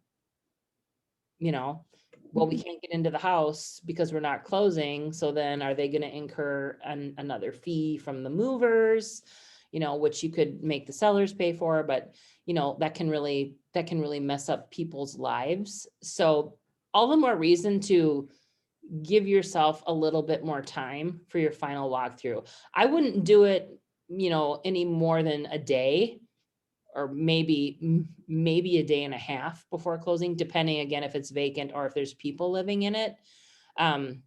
Just because if there's people living in it and you go there and they're not out, you almost have to go back and do it again.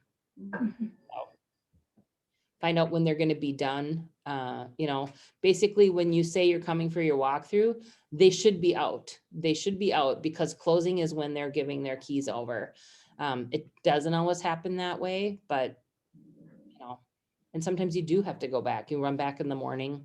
I did that on one transaction. I'm like, there's no way these people are going to be out of here by tonight. And they were. We were amazed. I mean, we went in the morning. It was like, how did they do that? You know, just it happened. So my first closing that I had, like we went 2 hours prior to closing and they still have a lot of there. yeah. And I'm like, there's no way they're gonna have it ready by the time. We came back, the house was clean. Yeah. I don't know what they did. It's amazing what people can do when they have to do things. I always kind of laugh because it seems like when you go to the final walkthrough, there's usually a garbage can and it's full of mops, brooms, buckets, you know, all of the crap that they threw away while they were cleaning the house. It kind of cracks me up, but yeah, so you can always postpone a closing for something like that. It just has to be something that, you know, both parties are agreeable to. You know, if you're representing the buyer, and you're concerned with it and you feel like the sellers are trying to push you into something, call Lynn. Just get Lynn involved. Mhm. You don't, she'll tell you what you can and can't do. You just have to make it. I mean, I know where people have paid for a night at a hotel for buyers because something had to be done, and then they had to pay it another day for their truck or whatever. So, I mean, it can happen. Doesn't happen a lot, but it can happen. You never want to get the call that we're we're canceling closing or we're moving closing because you're like, oh no, my check. It's not, oh no, my poor buyers. I'm like, I'm not going to get paid. No. So anything else on buyers or just general questions, you guys? I do have, it's nothing fancy, but it's the Corby, getting started, kind of the forum where I was saying, who's your primary contact? Are you pre-approved? Who's going to be living in the house? Do you want a deck? Kind of all of those things where you're gathering information. If you guys are interested in that, I would be happy to email it to you and you can pick it apart and use whatever you want to, or you can use, I'm sure there's something in command. It's totally up to you guys. That would be great. Yeah, that would be great. Okay, Thank I'll you. email it to everybody. So that one's. Hey Shannon, I have a question. Thank you. Just Yeah, kind of in general about buyers, as I've been assisting with some agents on my team. Yeah. As a showing assistant to their buyers, right? So they're not my buyers really, although they're my team's buyers and they're the brokerage's buyers. Yep. How do you handle couples in this market, or people, any buyer, not a couple? Yeah. Who every single property they see, they seem to feel like they have to put an offer in on it because they're so discouraged and they're so down. Yeah. And they just feel like they want to, how do you, because you were saying earlier, like, how do you just gently say, let's wait 6 months? Or like me, if I was on your team showing for someone for you, and I want to say to them, don't you dare put an offer in on this nightmare of a house, but they want to. I mean, how do you handle that? I mean, what we're talking about, like on our team, it's where everybody seems to be in desperation mode, the buyers. Yes, that's what I see. And I think, especially these young, in this one case, it's a couple. Yeah. And I was really like, you guys, like, this is just not okay. But, their agent doesn't want me to say that. Obviously, he wants the sale. It's tough when it's not your own client. Because you can't as a showing agent, your responsibility is open the door, let them in and answer some general questions. You can't. This house was like actually dangerous, like really like not it. Like it was bad. Like, I think, not to the point where it had to be disclosed, but I think there was really bad stuff going on there at some point. Well, what we have to remember too, Beth, is we don't know what people are coming from. Mhm. So, and like my definition of bad is going to be different than your definition of bad and your buyers. I think what I would do is I would just give some feedback to the agent and just say, this is what I observed them. Looks like, they feel like they have to put an offer in on everything. Maybe, maybe it's time to have a conversation with them. I mean, just real gentle, just like things that you are seeing that, because we want to know. I mean, if you're out with my clients, I want to know what you're seeing. Or if they say something like, oh man, I'm just so frustrated with everything. I want to know that so I can jump ahead of it and have conversations. A little bit tougher when it's not your client. If it's your client, it's an easy conversation to have, when you're talking with your buyers, when you're having your consult and you're talking, value proposition, whatever you want to call it, what's going to make you different. That's where you can ask your clients, what do you want me to be in this role? Do you want me to be a door opener, an answer of questions, and an offer writer? Do you want me to be the person that says, you know what, guys, this is at the high end. You didn't want to spend this much. I'm seeing some things here.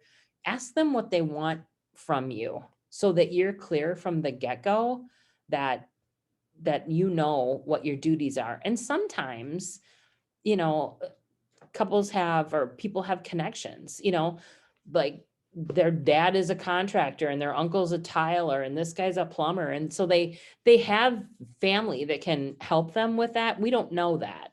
So asking those kind of questions up front, you know, and we always ask them to, do you need a move-in ready home? What does move-in ready mean to you? Could you, you know, is ugly carpet and bad wallpaper, can you live with that? Or is that not a move-in ready home? Could you live in something while you're updating it? You know, is that something that's okay? Or do you need to walk into something that is pristine and ready to go? And if you do, it's gonna, I mean, it's gonna be more. It's gonna be more money. And it just is. That's just the law of the land.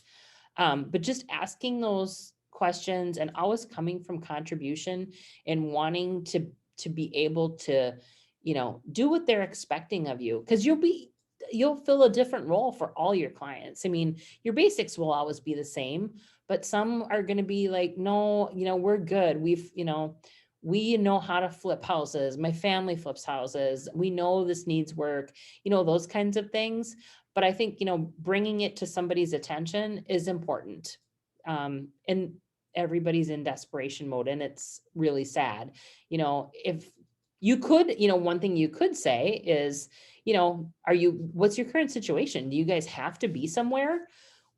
And if they say no, you know, we're in a rental and it's month to month, you'll be like, oh, okay. Cause then that's more ammunition, for lack of a better term, for you to go back to the agent and say, you know, they are just really, I feel like they're just, you know, desperate to find something.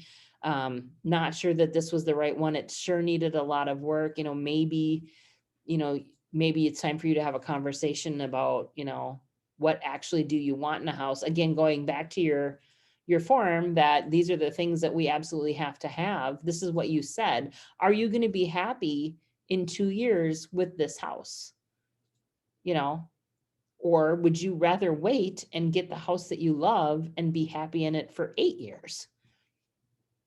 I think people are, and I've seen it. They're like, they want a house, and now it's like a mission. It's like, I'm gonna get a house. You know, I don't care. Right.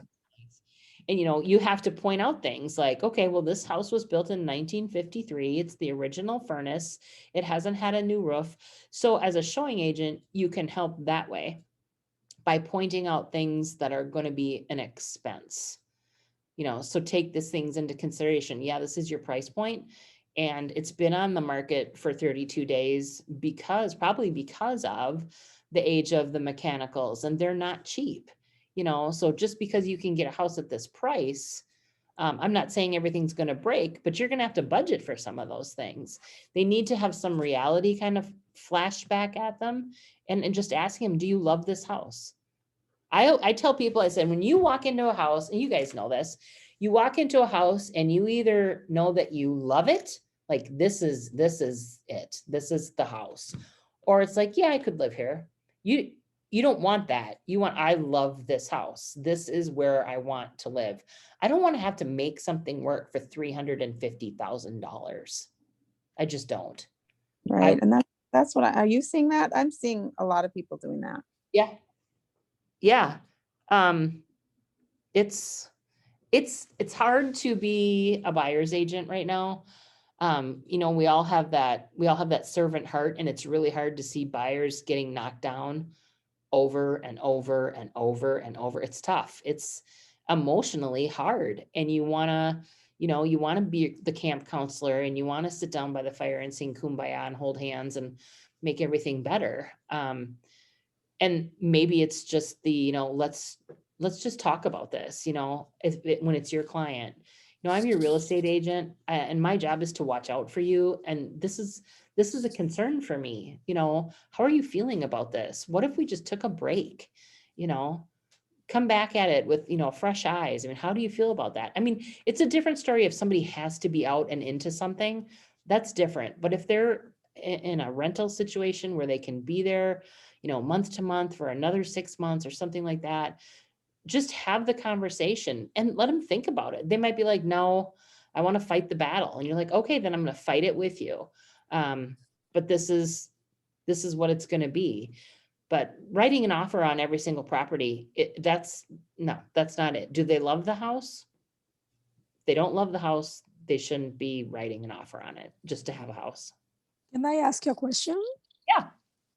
So, do you think in 6 months this is gonna get better, and why? Oh my gosh. You know, I think I've asked everybody this question. So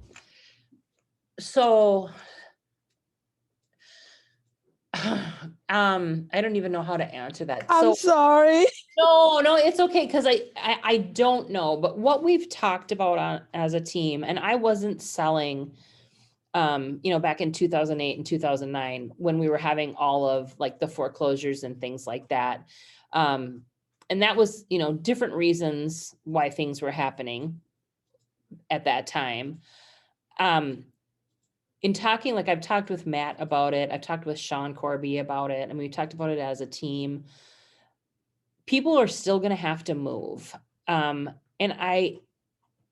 you guys, this is just me personally, okay? I'm not the teacher. This is just Shannon, and we're just having a conversation, okay? So I have this gut feeling, and this is what I told Sean and Travis. I'm like, I feel like I'm going to get in trouble when Dad gets home. I have this feeling like you're writing offers for how much over list price? They're not wanting, I feel like my dad's going to come in and be like, stop it. Somebody's going to come in and they're going to put this to a halt, is what I feel like. And when talking with Sean and Travis, they're like, this isn't bad compared to 2008, 2009. People are still going to sell houses. People are going to die. They're going to have, this is a horrible thing to say. People are going to move. People are going to get married. People are going to, they're always going to be moving. I feel like, for the last 4 years, it's been a seller's market. And every year I'm like, it can't get any worse. It just can't get any worse.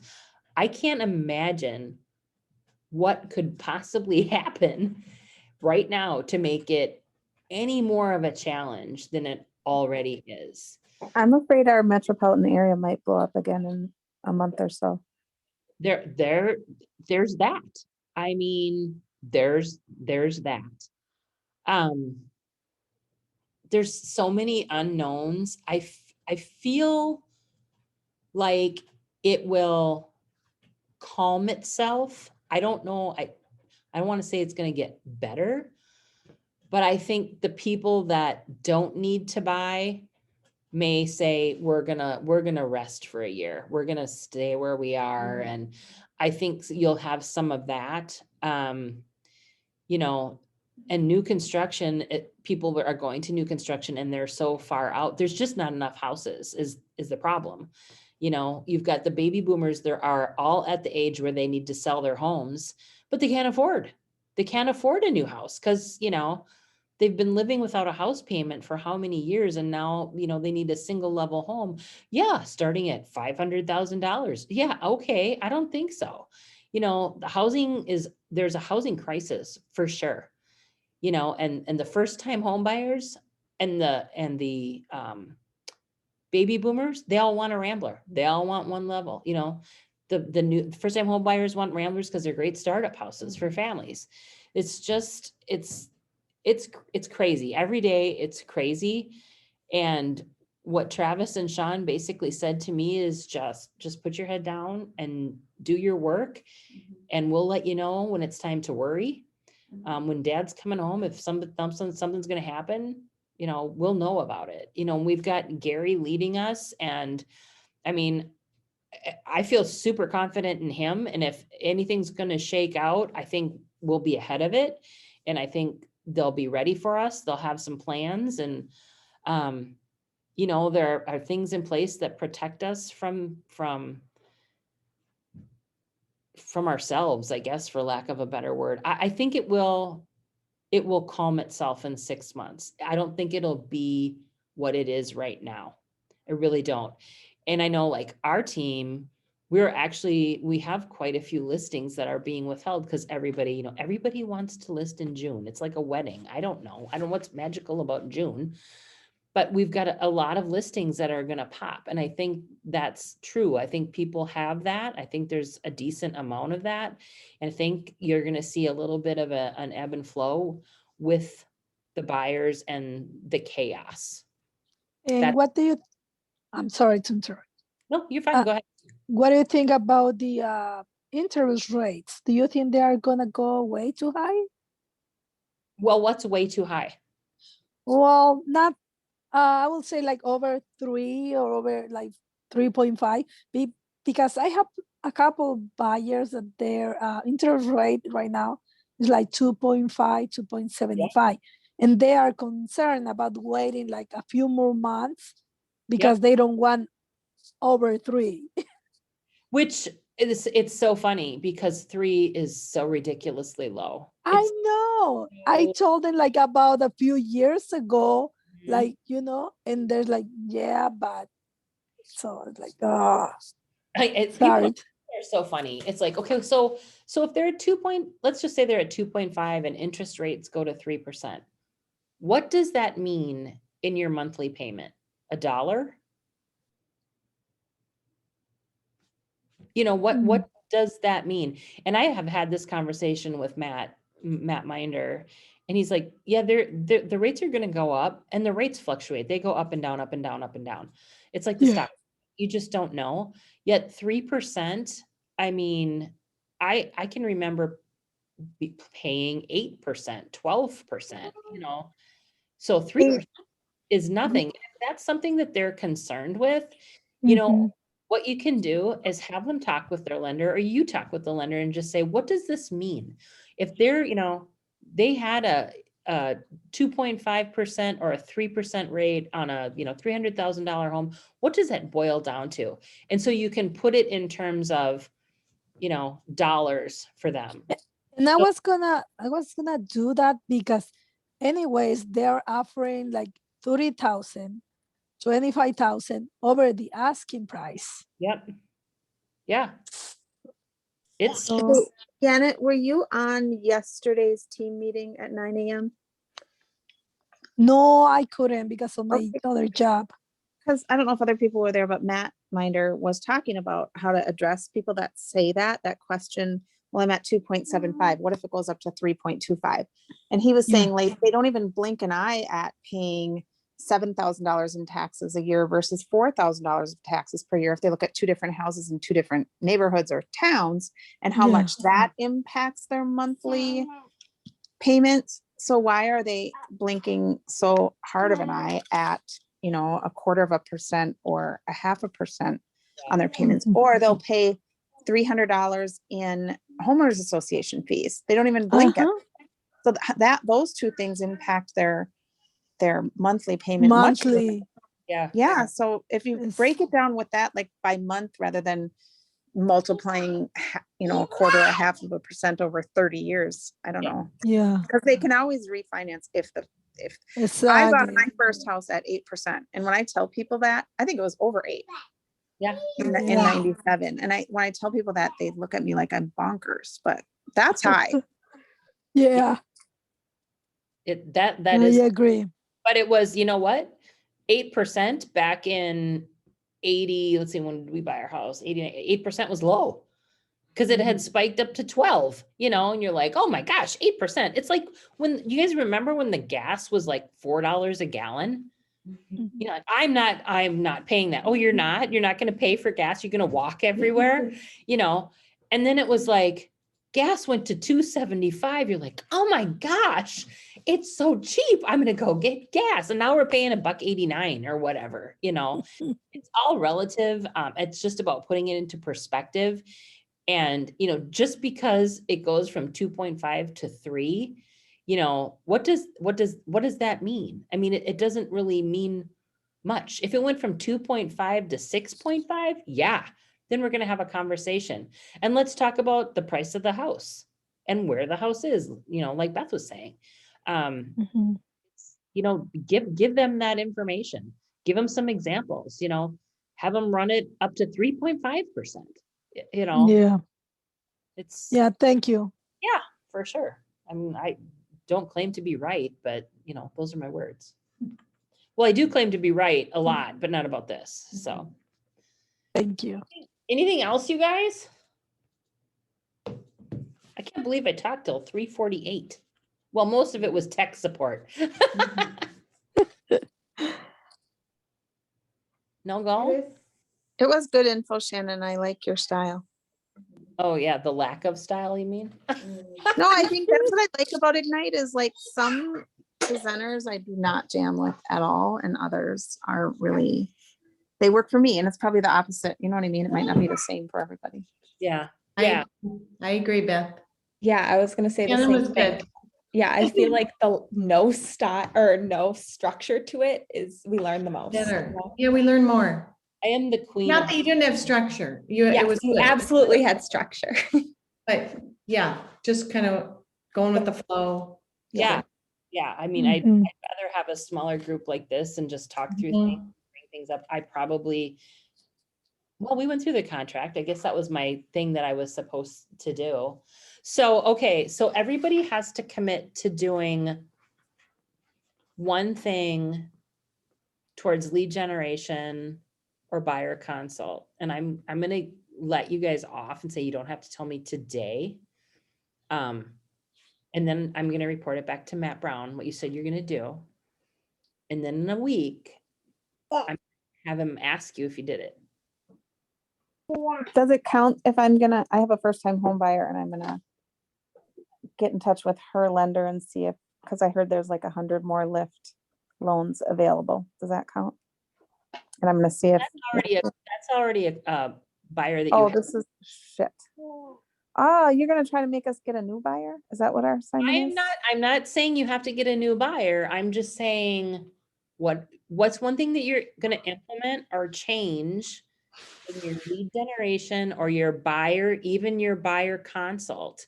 Is there anything that you took away from today that you're like, I'm gonna do that, or I'm gonna say this in my presentation, or this is great information, I'm gonna do this for new buyers, something like that.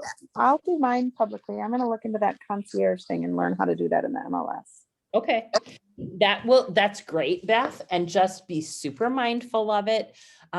Don't do it for everybody. Do it for the buyers that really need you to do it. Like for an example, a surgeon who is not sitting at his desk all day long, he needs some help. He's a busy person and he needs you to do this. Don't do it for everybody else because it's time consuming. And with that said, what you'll do when you're going to do your concierge, you're going to assign yourself a certain amount of time to do it. Because I don't know about you guys, but I get sucked into MLS land and I end up there for hours. It's like Pinterest. I'm like, what happened? What happened here? What was it? Why did I start here? And then oh, that's a cute house. Oh, it's, yeah, great. You're not looking for a house. Nobody needs this house. Get to work, So think about something that you took away from that you're going to implement or in your lead gen or your buyer consults, and you can email it to me or text it to me. I'm going to give you my number verbally, so you all write it down. It's 612-524-9412. That's my Google Voice number. And you guys, feel free to text me. I don't know if I have any answers. You can ask me anything. I don't care. I'm an open book, but, or if you have questions about something or you want to learn more about something or how we do something on the team, I'm happy to answer that for you. And I will email out, the handout. And if you guys want to look at the Corby's home buyer guide, the home buyer and the home seller guide, I have those digitally as well. I can send them to you if you want, or should I just send everything and you guys can just delete what you don't want? That'd be great. Okay. I'll just take it all. How Yeah, how big is the Corby team? Like, how are you guys set up? there's like 100 of us. Okay. There are 11 of us on the team. Everybody except our our sign person is licensed. She's getting her license. You guys, we have somebody that puts out our open house signs. I'm not kidding you. It is the best thing ever. So nice. Anyways, so Ellie does our signs, and then we have Lisa, who is our listing manager. So she handles, basically what I do is I get contracts signed. I come in, I hand off paperwork to people, and then I go get more contracts signed. It's beautiful. So Lisa handles all of our listing, coordinating the photos, the stagers, all of that. We have Mike O'Donnell, who's our transaction coordinator. So he picks everything up, transaction to close, contract to close. Travis Olson, who is a machine. The guy is, I swear he's not human.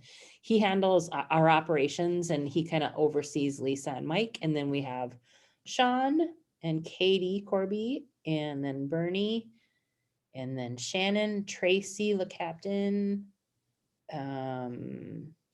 Matt Steiner, Colin Burkholder, Madeline Burkholder, Scott Hangy, Connor Davich, and I'm missing one person. So 11 of us on the team. And we get to, the thing that I groove on is that we get to do both buyers and sellers, where I know some teams you come in and a lot of times you start as a buyer rep, which is great experience. Nothing wrong with that at all. But, you know, when you can do listings, typically you get a listing, you get a buy off it too. So you get two sides of it. And I know when I first started, I was like, listings are scary. They're not, they're really not scary at all. So you guys, Susie and Elizabeth, when you talk with your person, your seller, is she going to be buying as well? Yes. Oh, boom, chakalaka. Yeah. Yeah, we're nervous. Chakalaka. Don't just be yourselves. You guys you've already established the rapport. She already likes you. Go in with the assumption that you're going to sign her. Just say this, and this is how it works, you know, and just be casual. Like I was today, you know, this is how it works. This is what we're going to do for you. You know, we work at your pace. You get to tell us what to do. It's going to be great. Okay, so what forms would you bring to this To the first I meeting? know this is so unrelated to buyer stuff. I know. Yeah, I was thinking the same thing. Hey, we're gonna talk to our coach after this, but still, I'd love your. But to the listing appointment. Yeah, because we kind of like presented it like, oh, you should just interview a second person. So then, and she's a very timid buyer. And so I feel like we are cautious about shoving forms in her face. No. Are you guys going to do it digitally, or are you just going to talk with her? Just talk with her, and we're going to meet at her house. Yeah. Okay. I would bring the listing paperwork. You don't have to get everything signed today, but getting the like exclusive right to sell, the MLS input form, the withhold form, because you can sign a contract. I have somebody that's not listing until they've said 2023. I have that. So, I mean, you can sign a contract for 2 years with her, but just solidify the relationship. She wants to work with you. Don't start with that, but have that ready. I made a big mistake about 3 weeks ago. I had somebody that called and said, it was actually a friend, referred somebody, and they happened to live right over here in the Midway, and I was in the area, and they're like, yeah, can you just come over and look at some cabinets in our kitchen? And we want you to look at our ceiling. We're thinking about listing. We just want to know what we need to do with them. And I'm like, sure, I'll swing over. Was there for a half an hour, walked through the house. And then they're like, oh yeah, well, we're meeting with another agent in your office today. And I'm like, I didn't do the listing presentation. I didn't have listing paperwork. I didn't have anything. I went over there like, I'm going to look at cabinets. Dumb. So you're in front of them, have the stuff with you. Don't make it first. Just talk to her about you, what you guys are going to do for her. Ask her questions. You know, where does she want to go? Why is she moving there? What's important to her? When's your appointment? Tomorrow. Tomorrow at 10. Okay. Yeah, just again, come from curiosity, find things that you have in common. People love that. We're bringing cinnamon rolls. Yeah. We've already established that with her. Yeah, beautiful. You put the coffee on, we'll bring cinnamon rolls. Yeah, people love that when you have that kind of rapport. I'll tell you, is she an older gal? Mhm. Okay, I will tell you, you'll probably be there for at least 2 hours. That's why we did 10 a.m. Yep. Yep. Ignite I it. think it'll be honestly, Ignite it every once. phone call we've had with her has been minimum 20 minutes. Mhm. Yeah. Yeah, I think it'll be longer than 2 hours. Yeah, and that's okay, because she's gonna want to tell you about her house, the stories, because everything in her house is a story and a memory. And it's important when you're talking about that you point that out, and that, the people that you work with will take care and consideration of her things and her belongings. And I, just so you guys know, I have my seniors designation for 55 plus. If you guys need access to any kind of vendors to help her, whether it's declutter, I've got great recommendations for movers and all of that kind of stuff. So I'm happy to share that with you if that's something you need. Great. Make sure that she knows that she's not alone. She does not have to pack that house up herself. You have access to that. Make it all about making the transition smooth and easy and at her pace. Yeah, that's perfect. And I think that's what she's like. She's very timid Yep. and hesitant to move. And so, yeah, I think that would be huge. And then I think she's nervous about committing, to anybody, and she doesn't want to burn bridges with the other realtor like we talked about. So that's why we don't even know, I guess, how to go about introducing the forms and what would be like appropriate and, necessary to get filled out that first day. You can say that exactly to her. We understand, that you're going to be talking with another agent. Let's be honest, she's going to pick you. She already knows that in her head. But by you guys acknowledging that and saying, and we support that because we want you to feel confident with who you're working with. What we'd love for you to do, is there anything that we've said here today? Have we given you any reason to not work with us? Have we said anything, that is not on track with what you want? Have we given you any reason to not sign? And if she says no, you say, great, then what we would love to do is have you sign this. You can, no, I'm not going to say that. Have her sign it and just say, we know this is a big decision. Let's just get these 3 pieces of paper signed today. And then we'll check in with you in 2 days or whatever after she's meeting with the other agent. And we'll just see if you still want to move forward. And if you don't, we'll just shred everything up for you. That's perfect. Yep. That sounds good. Yeah, great. And then you just have her sign the listing. Yeah, and like the MLS input form, you don't have to fill out all of that, just get it signed. Okay. So the MLS input form, the right to sell, and the withhold form. Those are the 3 things that you'll need that are going to basically constitute the contract, and set the contract up for 2 years. Okay. You can tell her that. They're like, we'll work at your pace. We'll put it for, we can put it for 1 or 2 years, whatever you're comfortable with, and we can always change it. No big deal. Perfect. I think that sounds great. And that we can shred it and Yep, we'll just run it at the office. Yeah, and and there's no fee, it's fine. There's no fee. Okay. Yeah. Good. Perfect. Yeah. Yeah. Have you run comps to see what her house might list for? Just soft comps. Okay. yeah, like 280 Okay. in that range. What you might do is do like a high level, sorry, and if you guys, if anybody wants to go, I know we're off topic here, you guys can just hang up. I get it. But what you could We do, are learning. So yeah, we wanna- okay. Well, what you might want to do is just run a high level net. Have you guys done a net sheet? Don't even know what that is. So when you do a listing, you have to do a net sheet, which is the net proceeds. So basically it is you go in and you say, okay, if your house sells at, I usually do a low, medium and high, and I usually do about 10 grand. So I would say, if your house sells for 270, you're going to earn this. If it sells for 280, you're going to earn this. And if you sell at 290, you're going to earn this. And what the net sheet does is if like, I'm assuming she doesn't have any mortgage, it's probably paid off. It takes off anything like that, your payable mortgage, if she's got any liens, it takes off the title, the cost for like title insurance, title work, closing, all of those things.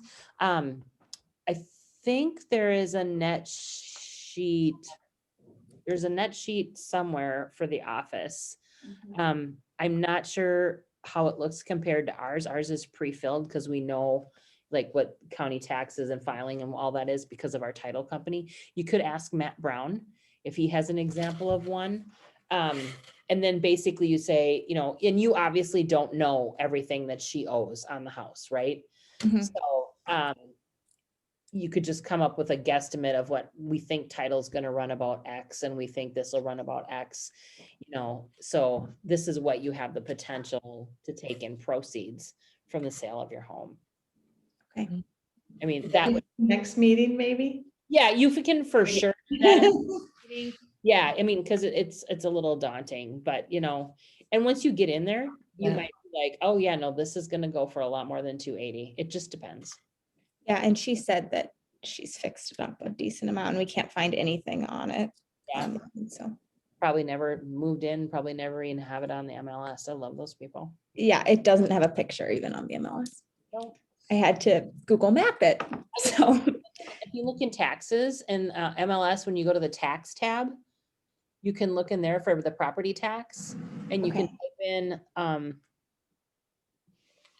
did you find the net sheet? It's on one It's okay. So the net sheet is in Authentisign in forms. seller. It's a seller's estimate of proceeds worksheet. None of those numbers are filled in, but Matt could probably help you with that. okay. So you have to do 2 of those with every listing. You do your preliminary when you sign the listing so that they know, how much it's going to be. And then when you get your offers, or your final offer, then you run a final net sheet with that offer. So she can see, because chances are it'll be different than one of the numbers you ran on the preliminary. Mhm. To do 3 prices too. Yeah, you should be able to do 3 prices. Like I said, medium at whatever list price and then high. And where do you find the net sheet again? That's in Authentisign in forms, Okay. or Instanet forms. Okay. Okay. You guys will razzle and dazzler. Make sure you have your business cards. Mhm. Yeah, I mean, you could print off some information from InfoSparks if you want, like what the median house value is. I think tomorrow is more about just looking at her house and just compliment her on her house, We were thinking, and she's like, I can't wait to show you every little thing. And yeah, it's going to be very chatty, very much like that. There'll be lots of coffee and you'll be there a long time. So go to the bathroom before you go in. Okay. For sure. Okay. All right, ladies. Thanks for the tips. I'm sorry. Thanks for the tips. Yes, Yeah. thank you. I'm gonna vote for that. So far in Ignite, that's my favorite advice given by any Ignite instructor so far. Go to the bathroom before your listing appointment. Yeah, or before anything. Every time we've had an open house together, Beth, I'm like, I have to pee the second we get Yeah. there. Nerves, probably. Yeah, nervous pee. No, I haven't done any land. Chad Hare could probably talk to you about that. Yeah, no, have any of you guys done any land? I haven't done any land. No. That's something I don't know. No, that's a different thing. Okay, so yeah, and always have a roll of toilet paper in your trunk. Always. I did that yesterday, right? Always have, Wait, why? Gross. Because if you are hosting an open house and there's no toilet paper, what are you gonna do? Because you're gonna go to the yeah. Paul said that yesterday, and paper towels and paper a Garbage bag. Garbage bag, maybe some wipes, paper towels, but always have toilet paper. Always. I thought you were gonna say maybe some white wine. Darn it. That too. That's for That after is you get the rest- priority. Yeah, that's the cup holder, the sippy cup. No, no. I didn't say that. I'm not, I hope this isn't being recorded. No. Oh my gosh, it Are is. you encouraging we pregame every appointment? I didn't know. Mimosas I said in maybe the morning. toilet paper in your car. Okay, ladies, I gotta fly out of here. I've got an appointment. So Thank you. Thanks yeah, again. I'll get that information off to you. If you guys have any questions, let me know. Good luck tomorrow. And remember what you owe me. You owe me something. Yeah, what we're gonna do. Yeah. I'll give Yeah. you until, let's see, because I'm gonna be out tonight. I'm gonna give you until 10 a.m. tomorrow. You can text me or you can email me sjanko@kw.com, whichever you prefer. Because, and if you don't, just send it to me, because if you don't, your life will be miserable. Thanks, Shannon. All right. Thank you. Thank you so much. Ladies and girls. You guys have a great day. You too. Thank you. Bye. Bye-bye. Bye.